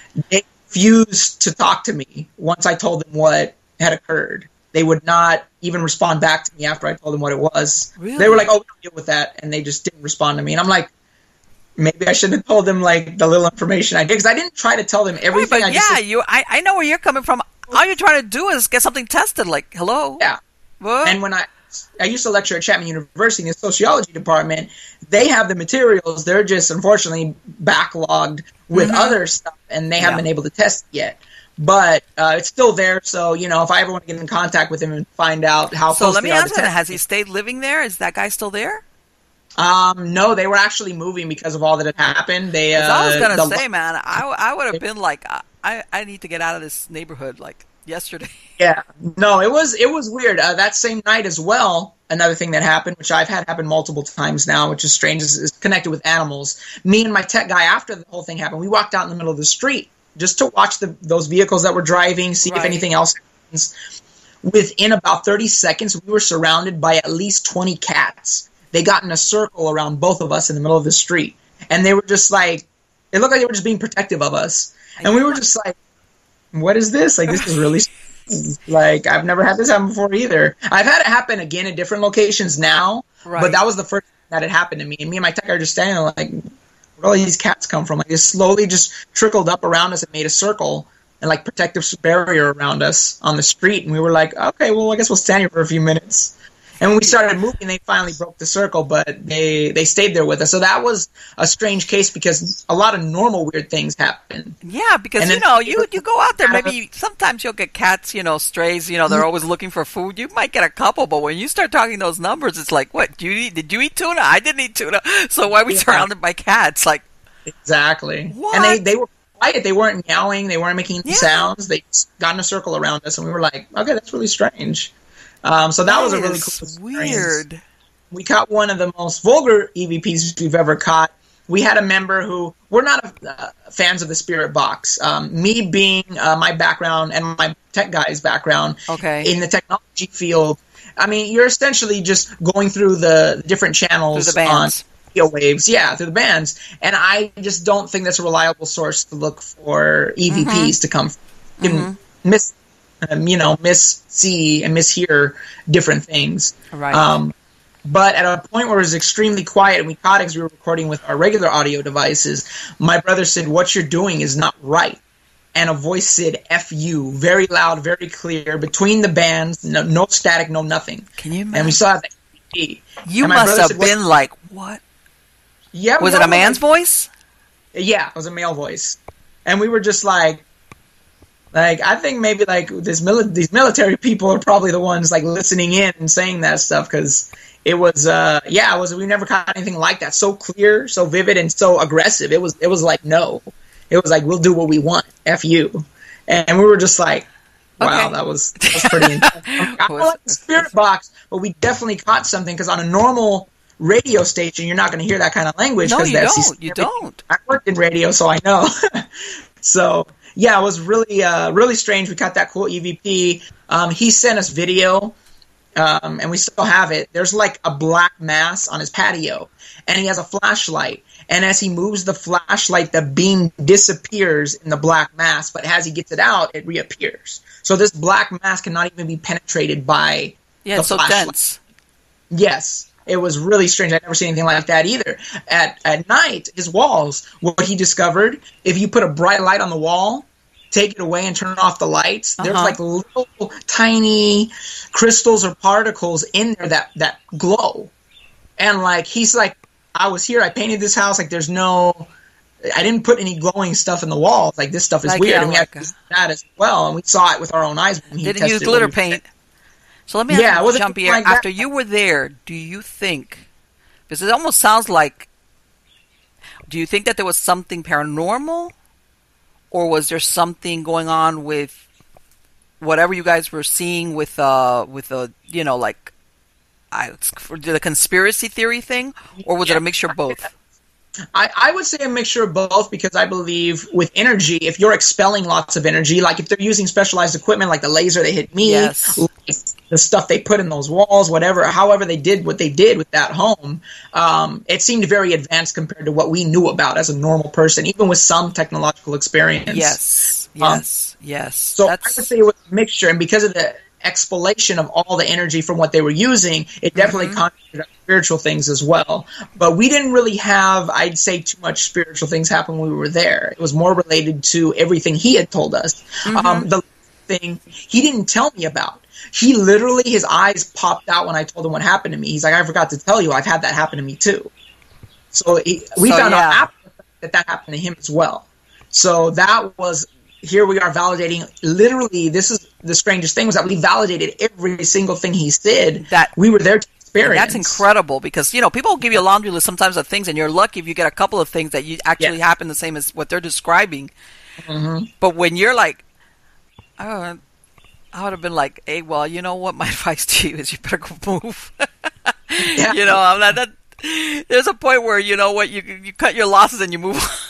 Yeah, but and I know sometimes that's not feasible for people. I understand that, But when you're And talking over stuff time, like they that, eventually moved, and I haven't heard from them since they've moved. So I'm thinking life is better for them. But I wouldn't put it over the top to say that the government or somebody was experimenting with meth in that area. It's happened before. Our government has tested LSD and other things on soldiers, so it wouldn't be far-fetched to believe that they would be testing the effects of meth and doing different things to these people to get their reactions and doing a real life experiment with this area.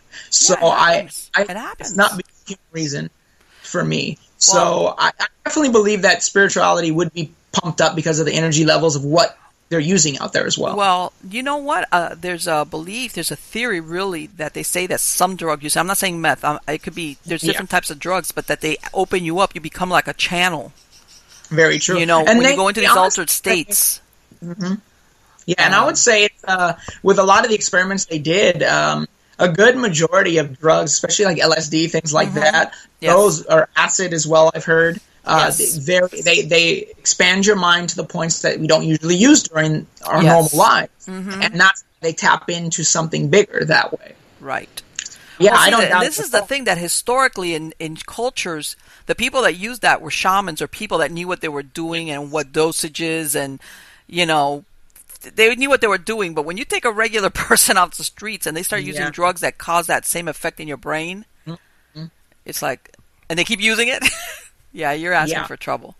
Besides what it fries your brain, but I've heard, I've had a lot of different people tell me that part that people don't realize is that you become an open channel as far as to the paranormal, sometimes even parallel dimensions. You know, a bunch of different things. That very true. You know, you get more than what you bargained for. You know, and in other words, you can't shut it off. It's not like you come off this trip and that it's over. You start. Yeah. It starts. It changes you. Yeah. Yeah. Mm-hmm. Mm-hmm. Very true. So yeah, and that wasn't the last case that we dealt with something more on that level. So we added that to our repertoire now because we've experienced a few cases deal with conspiracy type stuff. Another one we did. Just a quick overview, so we don't take too much time. No, on this I don't mind. Go right ahead. No, this is great. We were contacted by a few ladies, twin sisters out here that. Believed their house was haunted. So there was a bunch of stuff like their claim was that they would fall asleep and they'd wake up and the house would be disheveled. Like somebody was looking for something. Okay. And we're like, this is not typical behavior of a ghost. Like a ghost wouldn't need to look through your house to find, whatever things were. So we just started asking weird questions at this point. We're like, you know what? Okay, we can't establish the normal paranormal things that we usually do. So let's start going outside the box. Okay, do you have any family in the military? Have they dealt with anything strange? This and that, and they opened up that one of their nieces was worked on some top secret special project in Iraq, and the activity started after she came back and talked to her aunts. So they think that it might be that the government, military, whoever thinks that she spoke about it to them because whoever's doing this was able to get into their safety box at the bank and take out their social security card and like valuable things. And I'm like, the only way to do that, you would need a clearance to do something like that or mind control, which came into the picture because we asked them, okay, when you fall asleep at night that this, no, they hear this low humming sound and they knock out and then they wake up and then the stuff's disheveled. I'm like, that sounds like some mind control type of stuff. And you know what? It's really funny because, when you first hear stuff like this, you're going, oh my God, these people okay, get back on your meds quick. But you know what? When you start hearing it where a lot of different people that have no connection start having similar experiences, that's when you start, people want to call it conspiracy theory or whatever, call it whatever you want. But it's not that far-fetched or totally out of the realm of possibility. I'm telling you. And when you see it and experience it, it's a different story. That's the problem I think we have in our society. We lack empathy. Regardless if we believe it or not, people are dismissive and call people crazy or conspiracy or whatever without having experienced it themselves. And that's the issue. It's like, I'm not telling you to believe me in that what it's real. I know what I experienced. That's all I can vouch for. Exactly. Unfortunately, it's not the scientific method because I wasn't able to capture it, and they cover their tracks pretty well half of the time, so we're not able to even capture it when it happens, or our stuff malfunctions. And this is the thing. I mean, don't get me wrong. I know there's people that describe those experiences where it is all up in their heads. I totally, but that doesn't mean everybody Yes. is in the same boat. Okay. Yeah, And think about all the people that don't say anything because they're afraid of getting labeled like what you just said. That exactly. they're like, let me just shut up because people are going to think I'm cuckoo. Or they're going to start giving me these like, oh, she's weird. Or they just shut up. And they put up with it. Whatever it is that's going on with them. Because nobody Even wants to on be a labeled. Let's face it. Who wants to be labeled, especially if it's derogatory, you know, or like you're slipping or your mind is going and... Yeah. Yes, Very true. And it's funny with a lot of people. They say they always feel comfortable speaking with me about weird, strange things that happen to them because of who I am and my background, which makes sense. But I just find it funny because I look at them and I go, well, how do you think I cope with it? Because, I mean, most of the time, of course, I have a background now and a degree now that gives me more credibility and experience. So people will kind of take my word for it. And they're like, yeah, I trust you. Seem like a believable person, you know? Well... So I'm like, it's funny that people cling to me and come to me about it because they're so afraid. Even to speak about basic ghost stuff. Right. People are like, I can't tell anybody, but I'll tell you. And I'm like, okay, I guess. Like, I mean, that's cool. At least you have somebody to go to. I didn't have anybody to go to when I was little, so I had to just deal with it. And you know what?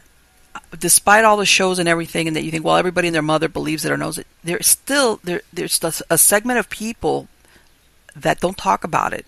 Number one, like you said, their family might tell them.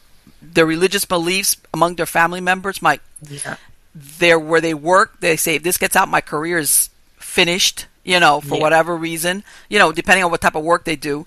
It could go in a lot of different directions why people keep quiet about this stuff, you know, because they always somehow think that if they ever talk about it, besides not being believed, that somehow people are going to say, oh, it's you did something, or you know what I'm saying, or you brought that on yourself, or you know, you've got stuff flying in your house, and what did you do? And it's like, man, I didn't do anything, you know.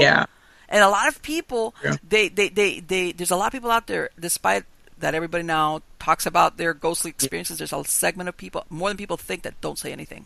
They don't. Very true. And like you said, and then when they come across somebody, let's say like yourself, who's not going to criticize them, who's not going to judge them, who's not going to like assume, and actually listens to them, that's why they come and they say, oh, thank God I have somebody to talk to. Yes. Who at least listen to me, you know, and hear my story. And if you actually give them good advice, that's like a gravy on top of whatever.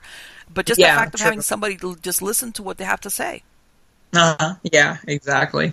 No, it's very true. And then I've noticed a lot of people find comfort in my response to a lot of stuff. Because like, okay, I know you know about this. What do you feel that this, and they'll tell me the whole story. And I'll say, I don't see anything negative from what you're saying, so I wouldn't worry about it. If it becomes an issue, you can contact me. I have lots of resources, whether it's my team or something else. So most of the time they find comfort in what I say to them. Like, yeah, nothing you're saying sounds malevolent or evil. So I would say, yeah, I have nothing to worry about. It seems like a little thing, but yeah, definitely true. So that's right. That you feel like, hey, you know, I'm sure you've seen this show, The Dead Files, the one with Amy Allen and the detective. Yes, I've seen it. I'm thinking to myself, you know, believe it or not, I like that show. I like it because of their approach. You know what I'm saying? They don't, you know, you have the shows that go with all the equipment, and then you go in with somebody who's a psychic. Basically, she's the equipment. You know, you're going, and you know, and I've seen her from, but then, you know, like. At the end, when she's telling these people, you got to go, I'm thinking about, oh, God, you know what? Because, you know, sometimes she'll give people like a laundry list of things to do. You know, especially when these people that have something like really, but other times when she tells them, you know, nobody should be living here, I'm like, you know what? If you got a lot of money and you can get up and go, that's fantastic. But if you're like most families that you've sunk money into this house you bought or whatever the case might be, or some of them that it's a family home, like, I was like, man, I wouldn't call her. I'd be afraid she's going to tell me, you got to go pick up your crap and leave because of not, you know, and I'm not going to, I imagine that there are circumstances where you do have places that for whatever reason, whether it's the land and then what was built on top of it or what happened, or, they're not really the most hospitable places to live or to bring up your kids. But, you know, sometimes when they tell them these things like, either move or, you know, your kids are going to get possessed. It's like, well, okay, those are my choices. Right. You know, I kind of have a problem with that. I agree because I think there's lots of resources, you know what I mean? But unfortunately, the paranormal field as a whole, and unfortunately, I'm kind of a part of it too, not on purpose, just because the way I do things, but we're very divided. People are looking for fame, unfortunately. Like, Yes. I've had multiple clients call me saying that they called the paranormal team and they told them, "Oh, you're crazy. That can't happen," off of an experience, or they just took photos and video that they had and left. And so same. all that kind of stuff doing that is just crazy. And I always my quote to live by is: a smart person thinks he knows everything, a wise man knows he knows nothing. Exactly. And I live on that spectrum in the paranormal field. It's paranormal. It's not understood. So how do you claim to have one answer when there's really no answer yet? There's things that work sometimes, but they don't work all the time. Yeah. You know, so it's like, I think in that mindset where I look at any possibility, and I'm willing to work with anybody and anyone as long as they seem to have integrity and respect. Exactly. But you don't find that a lot, unfortunately. Like, most people are like, "Oh yeah, this is this and that, and you got to do this." And like, no, you don't have to. That's the beauty of it. Is it's open. You know enough. what? And I'm not going to tell you, but it's not always a one size fit all kind of. Yeah. You know what? You know. And for example, let's sometimes you start with the family dynamics. If you've got some family dynamics that are funky to begin with, you're thinking, you know what? You might need a little bit something more extreme here because you guys might be part of the problem to begin with. Yeah. Okay. Definitely. But if you go into a household where everybody's okay, you know, or maybe they're just like, what is going on? Well, you know, and like you said, something came in off left field, but everybody's pretty level-headed. And then you could say, okay, well, these are your options. You don't have to do the extreme stuff. You know, maybe you need to sage your house and, you know, whatever your religious beliefs are, you know, pray, whatever. And that's all it takes. You know, you can't always apply the same solutions to everybody across the board. Exactly. You know, and there's some people that I look at them and I'm thinking, you know what? We could do whatever we could to this house, but I bet you that if you moved someplace else, you're probably going to end up having some version of the same problem later on. I don't know if you've found yourself in those scenarios where you kind of see, like, because of the lifestyle or what the dynamics and the whole thing, it's like, okay, you know what? I'll help you now, but I know that you guys are going to have, you know, you're going to run into this scenario more times later on, and it's not, you know, and it makes you wonder, at what point do they realize it's not the place you're living at, it's you guys. Yeah. Yeah, no, it's very true. I've dealt with people where when we asked them our line of questioning, that they said, "Oh, this stuff, you know, followed us. We moved to a different place, and this and that." So yeah, of course. Yeah, I mean, and most people, unfortunately, they don't look realistically at the situation that maybe it is you and what you're doing, and you know, the type of attitude and behavior you have that's bringing in that. You know what I mean? I believe in of attraction. If you live negative, you're going to draw in that negative. If you live positive, you're going to draw in positive. So it's definitely in that realm. I found that in the spirit, when it comes to the paranormal, the supernatural, like attracts like. I guarantee you, I've seen it. As long as I've been doing this, I've seen it happen again. You're an angry person, you're going to attract angry entities. Okay? Yes. It's like that magnet and steel kind of thing. You know, you're putting it out there. It's just like almost like the law of physics that you're going to get that type of scenario, and that if you ever do get an attachment, then you get that person that amps up and goes from being just an angry person to super aggressive, like I want to decimate everybody around me, and usually it's because they've got an attachment of a very angry discarnate that's like, yeah, you're my type of guy, you know, I'm going to hang out with you because you and me, we're going to be good buds. I'm sure, have you ever seen that movie, oh my God, the one with Kevin Costner and William Hurt? Oh my God, that he plays the part of the serial killer. Oh geez, I can't remember. It came out like maybe 6 or 7 years ago, that Kevin Costner plays the part of this. He looks like this very upscale businessman, but in reality, he's going out there and he's a serial killer. He kills people, but he's really methodical. And William Hurt, he plays the part of. It makes him look like this guy has got like a split personality, and this other character that basically has these conversations with him. And every time I see that movie, I'm thinking, you know, I know that the way they're wanting to portray this is that this guy, for all that he looks like he's very normal and very successful, that he's got a split personality, which is the character that William Hurt plays. And I'm thinking to myself, people don't realize that might not be a split personality. If you've done anything in the paranormal, that very easily could be an attachment, a full-blown either oppression or obsession or even possession, where you see what I'm saying? Oh yeah, where they have definitely. that encouragement to do stuff like that. And every time I see Yeah, that well, a movie, recent movie is a good example. The movie Split. I don't know if you saw that movie, but M. Night Shyamalan did it, and that it's this guy who has multiple personalities, but he actually physically can become the monster that's supposedly going after all of the personalities that they're trying to hide from. what's the name So of it? that Split. I haven't seen that, and I usually have seen most of his movies. Yeah, that I would recommend that. Oh, I'm If you gonna just see that. Yeah. It's really good. It kind of touches on that subject where it's like, even though this person has multiple personalities, there's a very real monster that's going after all of the personalities, and it Okay. takes over and physically changes him as Okay. well. And if a person like Yeah, finally there's mental possesses- illness there, but there's also yeah, there's also something else. It was There's- very interesting on that level of the paranormal, where it's like something possessed and took over yeah. and physically changed this person. It was Let's interesting. face it, M. Night Shyamalan, after that, I See Dead People, which is one of my favorite movies. Like, that's it. You Yeah. know, I always see some of the stuff that he's put out, because it's like, Yeah. the way he sees things is a little bit out there. I would like to meet him. I think there's a lot more to him than most people know. If you ever get the chance, I forget what the exact title is. It's called like The Secret Life of M. Night Shyamalan or something. Okay. It's a documentary they did on him, but he was upset at the way it came out, so they only aired it once on Sci-Fi. This was years and years ago. I think I saw it. I'm we almost found positive. TV This dovetailing, because but- they was releasing one of his movies. I can't remember which movie it was. So Sci-Fi kind of let out this, like you said, like a little mini bio on him, Yes.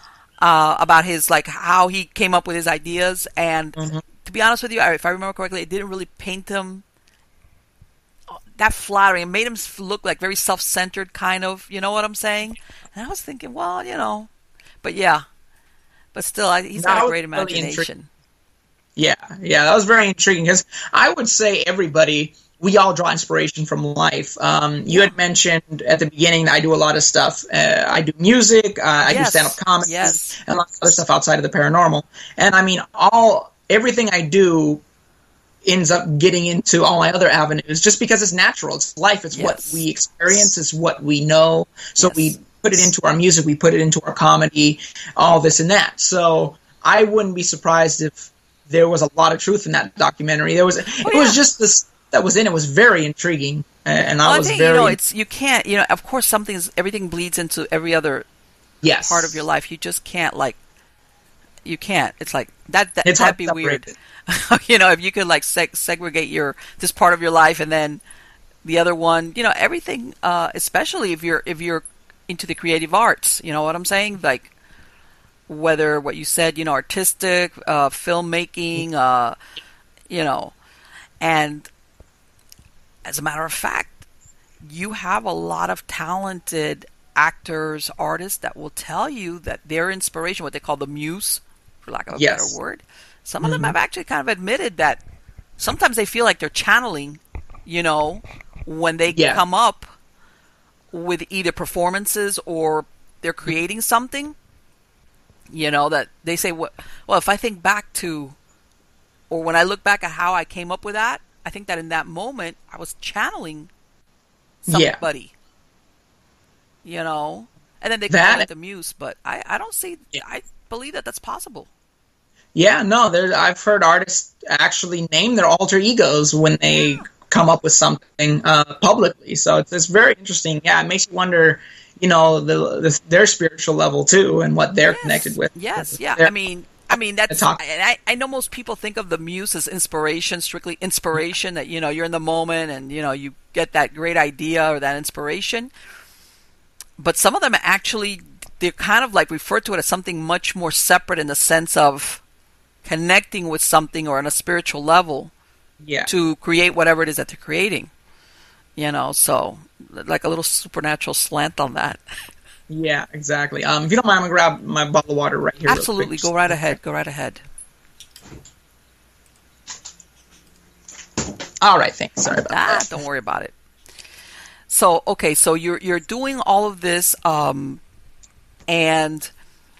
let me ask you, I know I looked at the biographies, and even though you said you're sensitive, you also said your brother is a medium. Okay. Yes, that's When you go out to investigations with him, how does he work as a medium? Has he ever channeled anybody? when you guys are out doing something? Usually not on a case. We haven't really had any channeling. We've done some channeling, but it was when we asked them a specific question. So it was related to the paranormal, but not on a case. Most time on the case, just how we run it. I call us balanced because we use the scientific method as well as spirituality with my brother. So we use both to try and, help validate one another. Okay. Legitimate. Right, which is great. I do both sides. So when it comes to channeling, I won't mention because I can't mention a lot because it had to do with a celebrity and the death of a celebrity. Okay. So I had through some people I know in the industry, I was able to contact these people and actually get the message to the family. But it was a celebrity who had passed away. I went to see this movie it was the last movie that this person did, and as I'm watching this movie, the right side of my head starts hurting, and that's usually when something's trying to communicate with me. I have that start happening. I don't have migraines or headaches. It's not something that is very common. Okay. But when something is trying to communicate, I just start getting like a headache feeling like on the right side of my head, and I feel like somebody's trying to communicate. Something's trying to get through. And as I'm watching this movie, my wife noticed it because we were watching the movie together, and she's like, "You okay?" I'm like, "I don't know, my right side of my head is hurting." And I don't think the way they said this person died is the way they actually died. That's what I'm getting right now. Okay. So we get home after the movie. I see my brother, and I'm like, "Hey, Marcello, okay, perfect, you're here. Let me ask a question. Is this how the person died?" And this is the first time I see my brother channel. He didn't try to channel. It just kind of happened. Okay. My brother's mannerisms completely changed. It was like he wasn't himself. And I said, first of all, your performance was amazing. And I literally saw him get shy and say thank you and like get very humble about it. And I was like, wow, that's like, and my wife's sitting there next to me, my family, my mom, my grandma as well. And we're all just like, what is happening? Like Marcel's never done stuff like this. So we're talking, we're trying to get answers. And look, I want to ask a question. It may be hard, but I got the feeling that you or someone was trying to communicate that the way you died wasn't the way you actually died. That was, incorrect. Okay. And my brother starts responding with, "That's correct. It wasn't what they said it was. It was actually a family member that poisoned something of mine. But it was able to be hidden with the drugs that were involved with it." So I contact industry contact of mine, manager, and I got the publicist of that deceased actor's information. So I contacted the publicist to give a message to the family. So it was kind of encrypted a little bit. It said, look for a ring with this name on it, and that'll tell you who did it, what really happened. Okay. About 2 weeks later, I'm at my in-laws' house hanging out, and I'm online, and I find an article that this person's uncle was arrested for trying to smuggle like animals across a border or something. And it was just really suspicious because it was right after we told the family about what potentially had happened and that he was responsible for it. And it was like, it didn't really make a lot of sense, but we all looked at each other like, it's kind of weird that after we put this information out there and gave it to the right people, this happened. So yeah, see, it was pretty interesting. So he has channeled, but kind of like me with astrally projecting. Like it happens, me trying to do it. My brother he channels without him trying to channel. Like it'll just, I guess if the connection's strong enough. Let me ask you, has he ever gotten impressions before you actually went out of the case, or even before you might even have had a case, that he ever told you, I'm getting something, and then you guys get contacted, or let's say you're planning, let's say on the weekend or wherever, we're going to go out, and he starts getting, or you start getting some type of feeling or even idea, or even that entity, whatever's there, trying to communicate with you guys, like, because they don't measure time the same way we do. Exactly.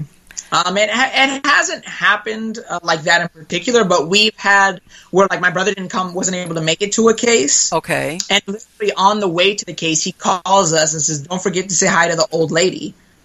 And like that night, we communicated with some old lady through our EMF meter. So it had that happen where he's distant, but he'll call or he'll contact us and say, "Look into this. Make sure you check this out." See, that's what I'm talking about. That's what I'm talking about. That even though he's not there. Yes. Okay, he's wired into the whole system. yeah, it is, because that's the way it works. That's the way it works. You don't have to physically be in that space for you to pick up or if you do have some type of intelligent haunting or spirit that they're doing their own thing, like giving you a heads up. Yes. About some, and I've told people, sometimes I would, not all the time, but a good portion of the time I knew that I was going to get called in on a case because stuff would start happening, little stuff, really minor stuff, but when you're aware of it, you pick up on it, that it was like, oh, I'm about to get contacted for a case. And sure enough, within less than 5 to 7 days or less, I would get an email, I would get something telling me, oh, hey, we've got a case, can you either do a pre-interview or whatever? Because it's almost like they're ahead of the curve on what's going to happen, and they know who the players are going to be. Yeah, very true. With us, and I don't know if it's because I've been told I have that strong energy that they know who I am, it's either been two ways when clients have contacted us, actually. Okay. Like right when they contacted us. Either activity spiked to major amounts when they contacted us, or died completely, and they were like, we don't need you to come anymore. So we've had that happen multiple times where they called us, can you come in this? You know what? It's almost like they want you guys not to go out there. Exactly. Yes, so I've had that. And you have that a lot of times almost where like, the last thing they want is an intervention. Yes. Like, let's come down quick. Which of course leads you to believe that what you're talking about is intelligent haunting, not a residual stuff or anything like that. Like they're aware, you know what? Yeah. We might get kicked out or crossed over or whatever, or the jig is up, Yes, that's happened to me on more than one occasion where we've gotten, whether it starts with an email or a call from the client, and come out, everything is set to go. Yeah. And then all of a sudden, it comes to a screeching halt, and they'll tell you, oh, something came up, whatever. Can we? And you're like, okay. And then, maybe a week later or something, you send an email, is everything okay? Let me know when you want to schedule, and that's it. It just dies. Yeah. It goes away. Those are usually the ones that tell us, we'll contact you if anything else happens. Right, exactly. You guys need to come out. Yes, I mean, See, I'm going to see what we're going to do, and then they won't contact anymore. Right, so. No. And, and it's like, okay, a couple of days ago, you couldn't get me out there fast enough, okay? Yeah. If I would have told you I'm going out there tonight at midnight, you would have said, yeah, come on over. And then all of a sudden, and I was like, I mean, it's like, okay, all right, but whatever. Usually people like that, like I said, I wait a week or 2 weeks, and I send them like a courtesy email. I said, okay, just checking back. Let me know if you want. Just let me know. Yeah. But it kind of like, and I was like, yeah, that's my first indicator that you got something going on there that is aware. Yes. That once you become really aware, in other words, that somebody from the outside confirms for them, yeah, you do have something going on, and this might even be it. That they're afraid or that family's going to start praying or actually doing something. Yeah. They say, let's pull back and let's let this go by. Yeah, very true. Yeah, that happens. But see, it's only when and I'm glad to talk to another investigator that happened to them, because that does happen. Yes. When you get like basically interference. Yeah. We need to sabotage this investigation quick. Yeah. And you know what? And don't get me wrong, and I know also that there are people that they're almost afraid that once you go out there and you actually do confirm for them that they do have something supernatural going on, it's like then they can't dismiss it anymore. Oh, my imagination, or it was the raccoon outside climbing. It's almost like they're afraid of having that confirmation of a team going in there and telling them, yeah, we captured, whether it's an EVP or we got this, and what would you like to? They're like, okay, then it's like, okay, then what do I do? So they rather have that ambiguous, I think it is, but maybe not. And yes, we've had a few clients like that as well, where like they'd have their daughter contact us, if they're an older woman or a man or whoever, and say, oh, hey, we think there's something on my house. We want to get it checked out, or we want to look for advice. Okay, well, this is what we usually do, and we investigate and go, oh, they don't want to do that, and they just want to do this. And I'm like, well, you're not giving me any information. I need to know what's going on in order to try and help you with your situation. Right. So I have to know details of everything in order to get. It's like a medical procedure. You know what I mean? I have to know what's the problem in order to fix it. I can't. Of course. Well, get a scalpel and cut and see if that works. Yeah. So yeah, it is that fear that like, oh, it's real once we come in and say it's real, or it's validated by someone else. Yeah. In other words, you have nothing. You called me in, and I'm telling you that. Yeah. Guess what? That stuff that you're hearing, there is a supernatural agent behind it.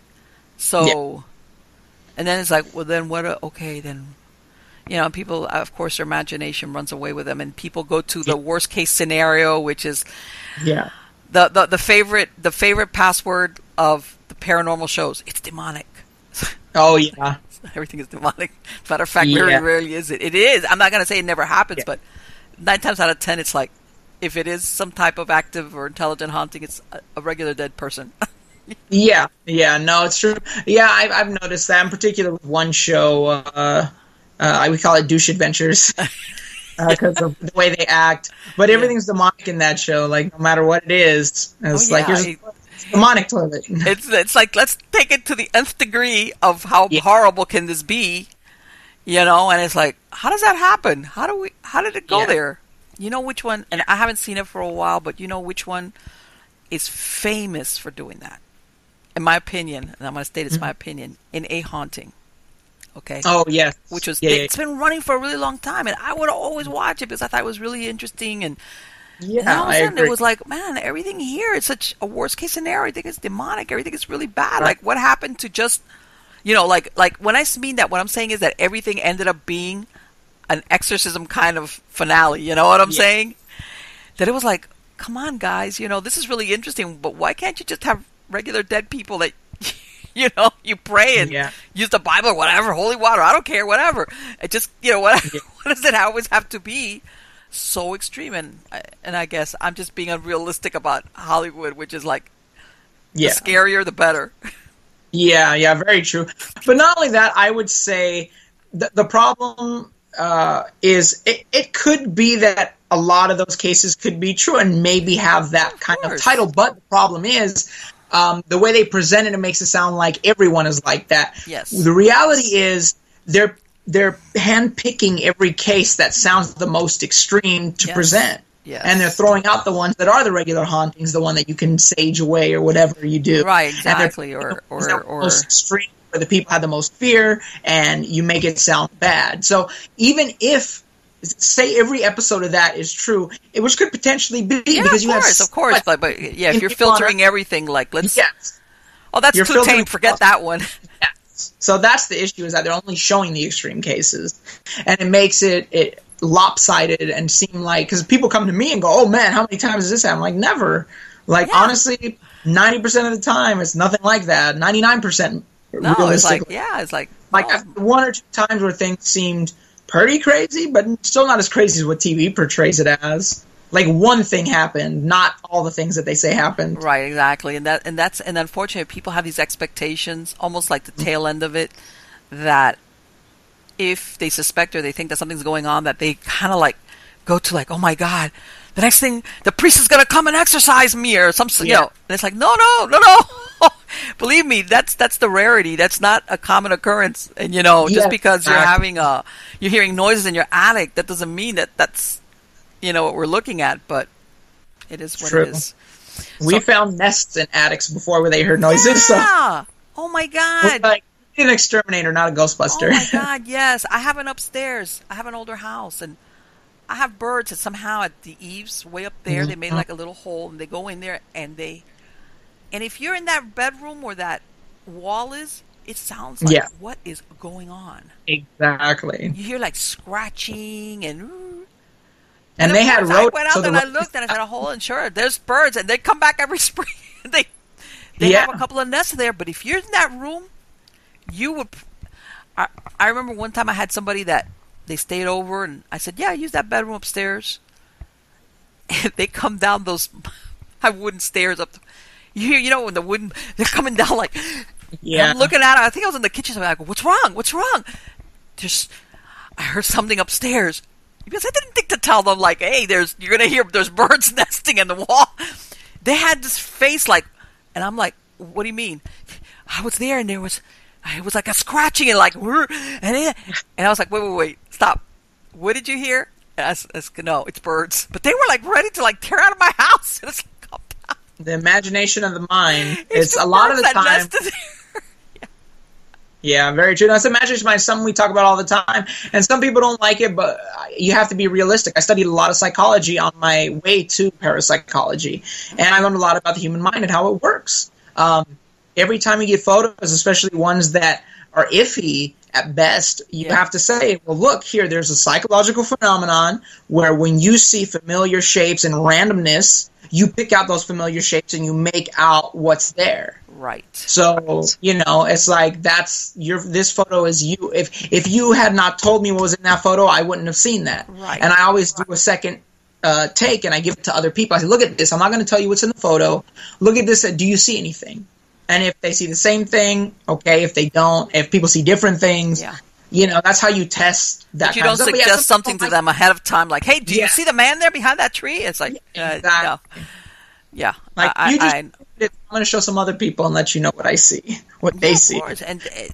And that's and it's really funny because I tell them, you know what, because you do. Everybody thinks that, if you do paranormal work, you're willing to believe anything. I go, no, on the contrary, I don't. I don't. I leave that as my last option after I've taken out all the other possibilities. Yeah. Is when I start thinking, okay, on the contrary, I'm not the first one that's going to believe that every little noise or every little thing has got a supernatural origin, because most of the time it's not. It's not, and like you said, people's imagination is... We would like it to be, but realistically, people's imaginations. But your mind is already focused on looking for paranormal things or ghosts. Every noise you hear is going to sound like that if you're not experienced. Well, what happens is it depends what it is that you want. Are you trying to investigate because you really want to get concrete proof for whatever, for yourself, whatever the case might be, because you want to say, I captured this? Or are you pursuing the sensationalism? You see what I'm saying? Yep. If you're a sensationalist, anything you could, oh my God, it is. And I'm thinking to myself, you know what? At least me, my own personal standards, I want the real stuff. I don't want to sensationalize the fake stuff or make something that I think, that's not really supernatural. That's whatever. That's a tree branch rubbing against the side of the wall. But it depends. What is it that you're trying to do with the investigation? And like you said, sometimes not everybody's on the same, they're trying to prove different things, Yes, yeah, very true. No, it's true. I mean, and even to that note, being out here in, I live in Orange County right now, but I grew up in LA County. Okay. Being out here, there's been lots of opportunities for reality shows. I'd say we've been in at least 5 major deals. Most of them we turned down because they want us to fake stuff. The reality of reality TV is that it's fake. It's everything's set up, and some of it's even scripted, and that's how. And then there's clever editing as well to change what people say. Did. Yes. So I don't like that. We started doing our own web series. We were sick of Hollywood. We're like, look, we do this for real. I studied this. I am passionate about this. I don't want to sell it down the river for 15 minutes of fame. Well, no, and that's the thing. People don't realize you could shoot for 8 hours for 15 minutes worth of a final product, and that's how much they edit out, or they, massage it to I know exactly what you mean. But that's what I'm saying. It's sometimes, it's good because it's brought the paranormal, the supernatural more into mainstream, which I think is good, so that people don't give you funny looks.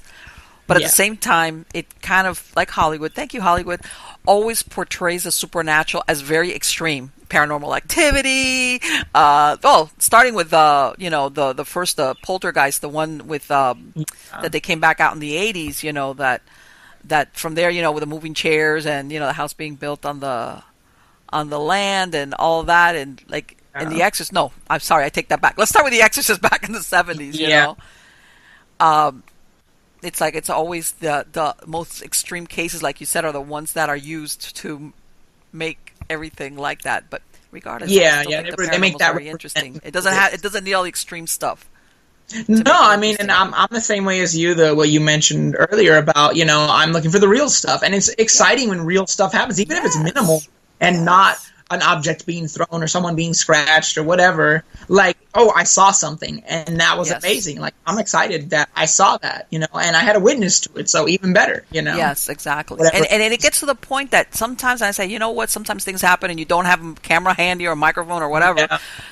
And, and sometimes, at least, let's say you don't have capture proof to try to convince anybody, but there's something that happens to you internally when like, okay, this was real. This was not my imagination. This really happened. And maybe I don't have the proof, but I know it happened. Exactly. So it kind of shifts your perception of the world around you, because it's like, if nobody ever believes me or I never tell anybody about this, I know what I saw or what I experienced. So like what you said, when you had that experience with your grandfather, you know, that you saw that as a kid, mm-hmm. I'm sure you, like, there was something, your reality went, a little bit like, what? And, it affected you for the rest of your life, because even if your grandmother told you you had a bad dream, you still knew I was not dreaming. I really saw what I saw. Yep. You see what I'm saying? So even if you never convinced anybody, and of course you didn't capture it, you just had, you knew enough that that's the man I see in the picture. Yeah. That was a moment that your reality, your paradigms just shifted, and here you are now, many years later, doing paranormal investigations. Yeah, exactly. So anyway, Jean-Pierre, thank you so much for sharing all your stories all the time, all the information. I think it's great. I'm including your website URL here, the domain on the credits. I also have a slide which has got the picture of all you guys, of your entire team. Okay, perfect. And let me explain something. Yeah, I want to point out, you established your team in 2000. Yeah. It is so unusual. People don't realize it is so unusual to find teams that after so many years still exist, that are still together. Oh. And I know that sometimes you'll have members that leave and come back, but that actually is in existence. People don't realize that is not that common. Yeah, there's a million teams running around, or paranormal investigators. I'm not saying no. But you'd be surprised of them, how short a lifespan some of them have. Yes. No, I've been surprised early on. I looked into it, and teams pop up and disappear all the time. All the time. So despite what everybody thinks, there's money, there's a lot of them, but I guarantee some are gone within 6 months, a year, 2 years, like you said. They either disband or they go away.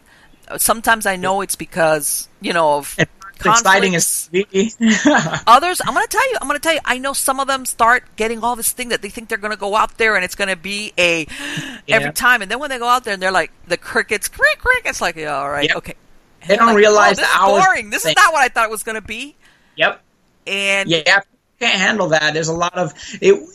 First, you have to sit through the boringness of nothing happening on the case. Yeah. Then you have to sit through the boringness of the evidence of all that time to see if something happens. So you got twice the boring. So they're going out there, and or they get new members. Yeah, let's go out there. And then when they're out there, and it's like 2 a.m, and it's like, wow, man, this is like, hey, I'm falling asleep.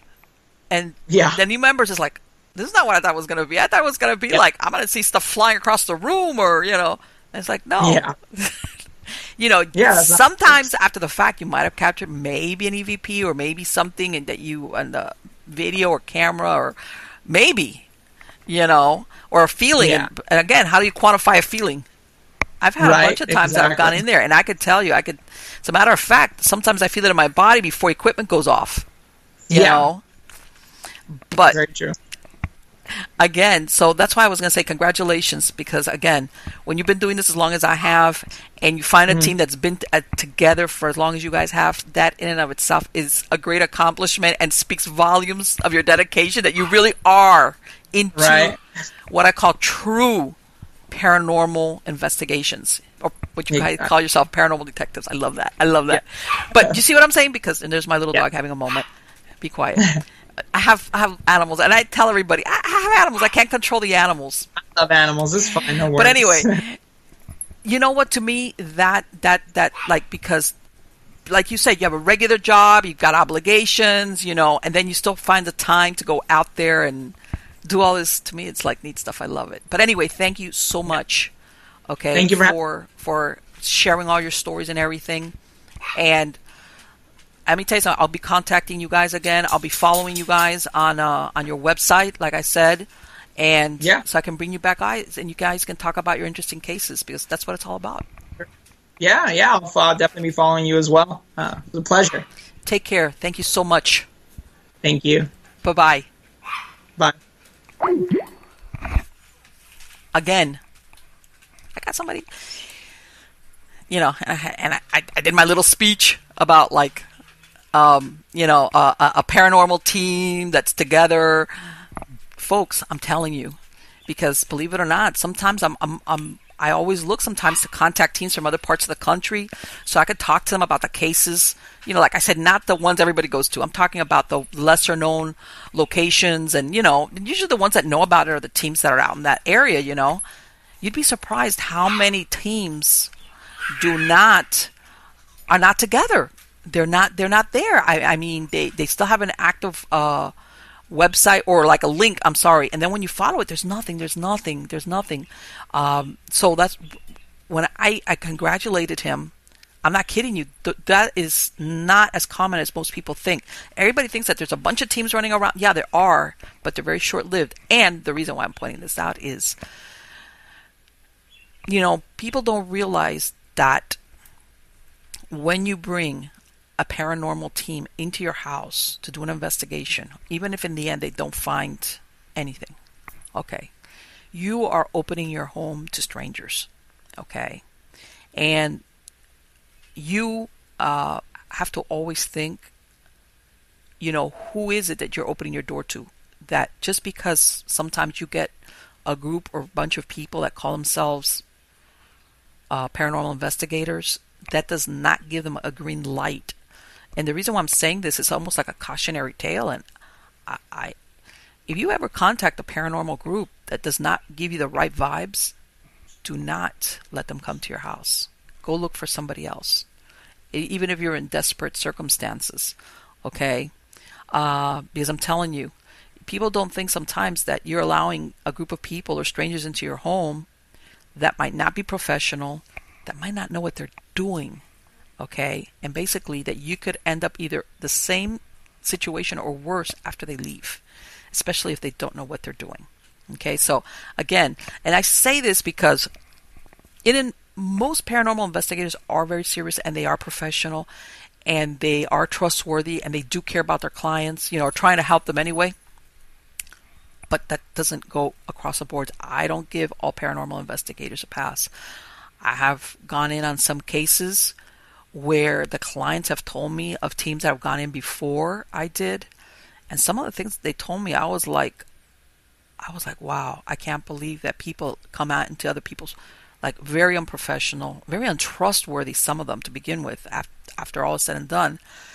And in a couple of times, I feel that they made what turned out to be an active haunting much worse, because what they brought with themselves as investigators, they had something walking with them that was like a catalyst that put that up to the worst degree.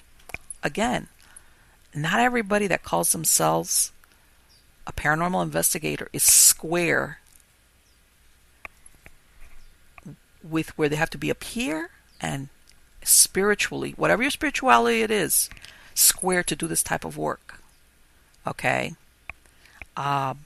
Because believe me, and this is coming from somebody that absolutely has had proof more than once that there is such a thing as the spirit world, that there are supernatural agents out there, and that just because you feel the need to help somebody or you're attracted to it for whatever, to be a paranormal investigator, not everybody that puts up a website really should be doing this type of work. So again, bottom line, if you're a client, okay, or the same thing, if you're a paranormal team and you need some new people and you bring in members, and I know most of the people that I know out there, they kind of like they vet their members really well, but sometimes you might get somebody who has not had that much experience, or they're really desperate for members because they just need coverage. Not all your members are always going to be available for every time you get an investigation. You got to be really careful who you let on your team. for practical reasons, because this is who the person is going to represent your team, and you're bringing into somebody's house, okay? It might make you, like, kill your credibility, okay? And then on the spiritual level, if you've got somebody who is got something walking with them, that's the best way to describe it, that you are basically, they're a liability to your team. I'm not talking about that they're going to give you a bad name. They are a liability to your team, okay? And if you take them to a house or a location or whatever that truly has got an active haunting with just a little bit dark, oh, that's just like adding gasoline to the fire, okay? I'm telling you. So again, same thing. Even though you got people that ask to be part of your team, that are all eager, and basically they tell you, hey, if you need me 24/7 at whatever time, I will be there, I will do it, blah, blah, blah, blah, blah, blah, blah, they promise you the moon. Think twice about it, because that can end up being more of a headache than it's worth, okay? And believe it or not, it's not been the first time that I've been contacted by team members, different team, team leaders of different, totally separate, where one of their team members, supposedly after they go do an investigation, supposedly has an attachment, and things get really, really bad, and they're like pulling their hair out. Turns out this person had something with them before they even joined the team, okay? And then it just amped up, and they're pulling their hair out thinking, oh my God, this person got an attachment, or something happened, or something followed them from this last investigation, and then maybe they did all the right things, and they're like, they just can't make head or tails of it. And then, they contact me later on, because we stay in touch, and they tell me, you know what? I got a hold of somebody through either directly through that person involved or some other person, this person has been having very malevolent and sinister experiences with the supernatural attachments before they even came to my team. Like, wow, if I would have known this, forget it. That's what I'm saying. Yeah. You got to be a little bit careful when it comes up. But anyway, guys, back to that. Happy. I hope you guys liked the show. I loved speaking to Jean-Pierre. Okay, I was reading the bio of all his teams. I urge you all to go on his website. The URL, the domain is on there on the credits for the show, so you can visit their website. And he's got a very well-rounded team. He does. He really looks like he's got a super well-rounded team. I'd love to speak to people like that who are open to everything and have their own experiences. But again, they always are going to test what they see before they actually accept it. So anyway, I hope you liked it. I hope you hit the like button. Hit the like button, guys, and subscribe to my channel so you can get notifications of when I release any of the shows. Again, when I live stream, I'm going out in the field a lot more. I live stream on Twitter and on Facebook, okay, for Miami's Ghost Chronicles. So find me out there, and you're going to see me doing a lot of great field work. Okay, a couple of days ago, I was out in this very secret, undisclosed African-American cemetery that existed out here that has got... that the last burial was in 1955, and I did that live stream on both Facebook and Twitter, via Periscope. But so guys, catch me if it's not only on YouTube. Catch me on either one of those social media outlets so that you can keep abreast of all the interesting things that we find. So take care. It's Monday here for me. Have a great week. It was wonderful to bring this to you. Take care. Bye.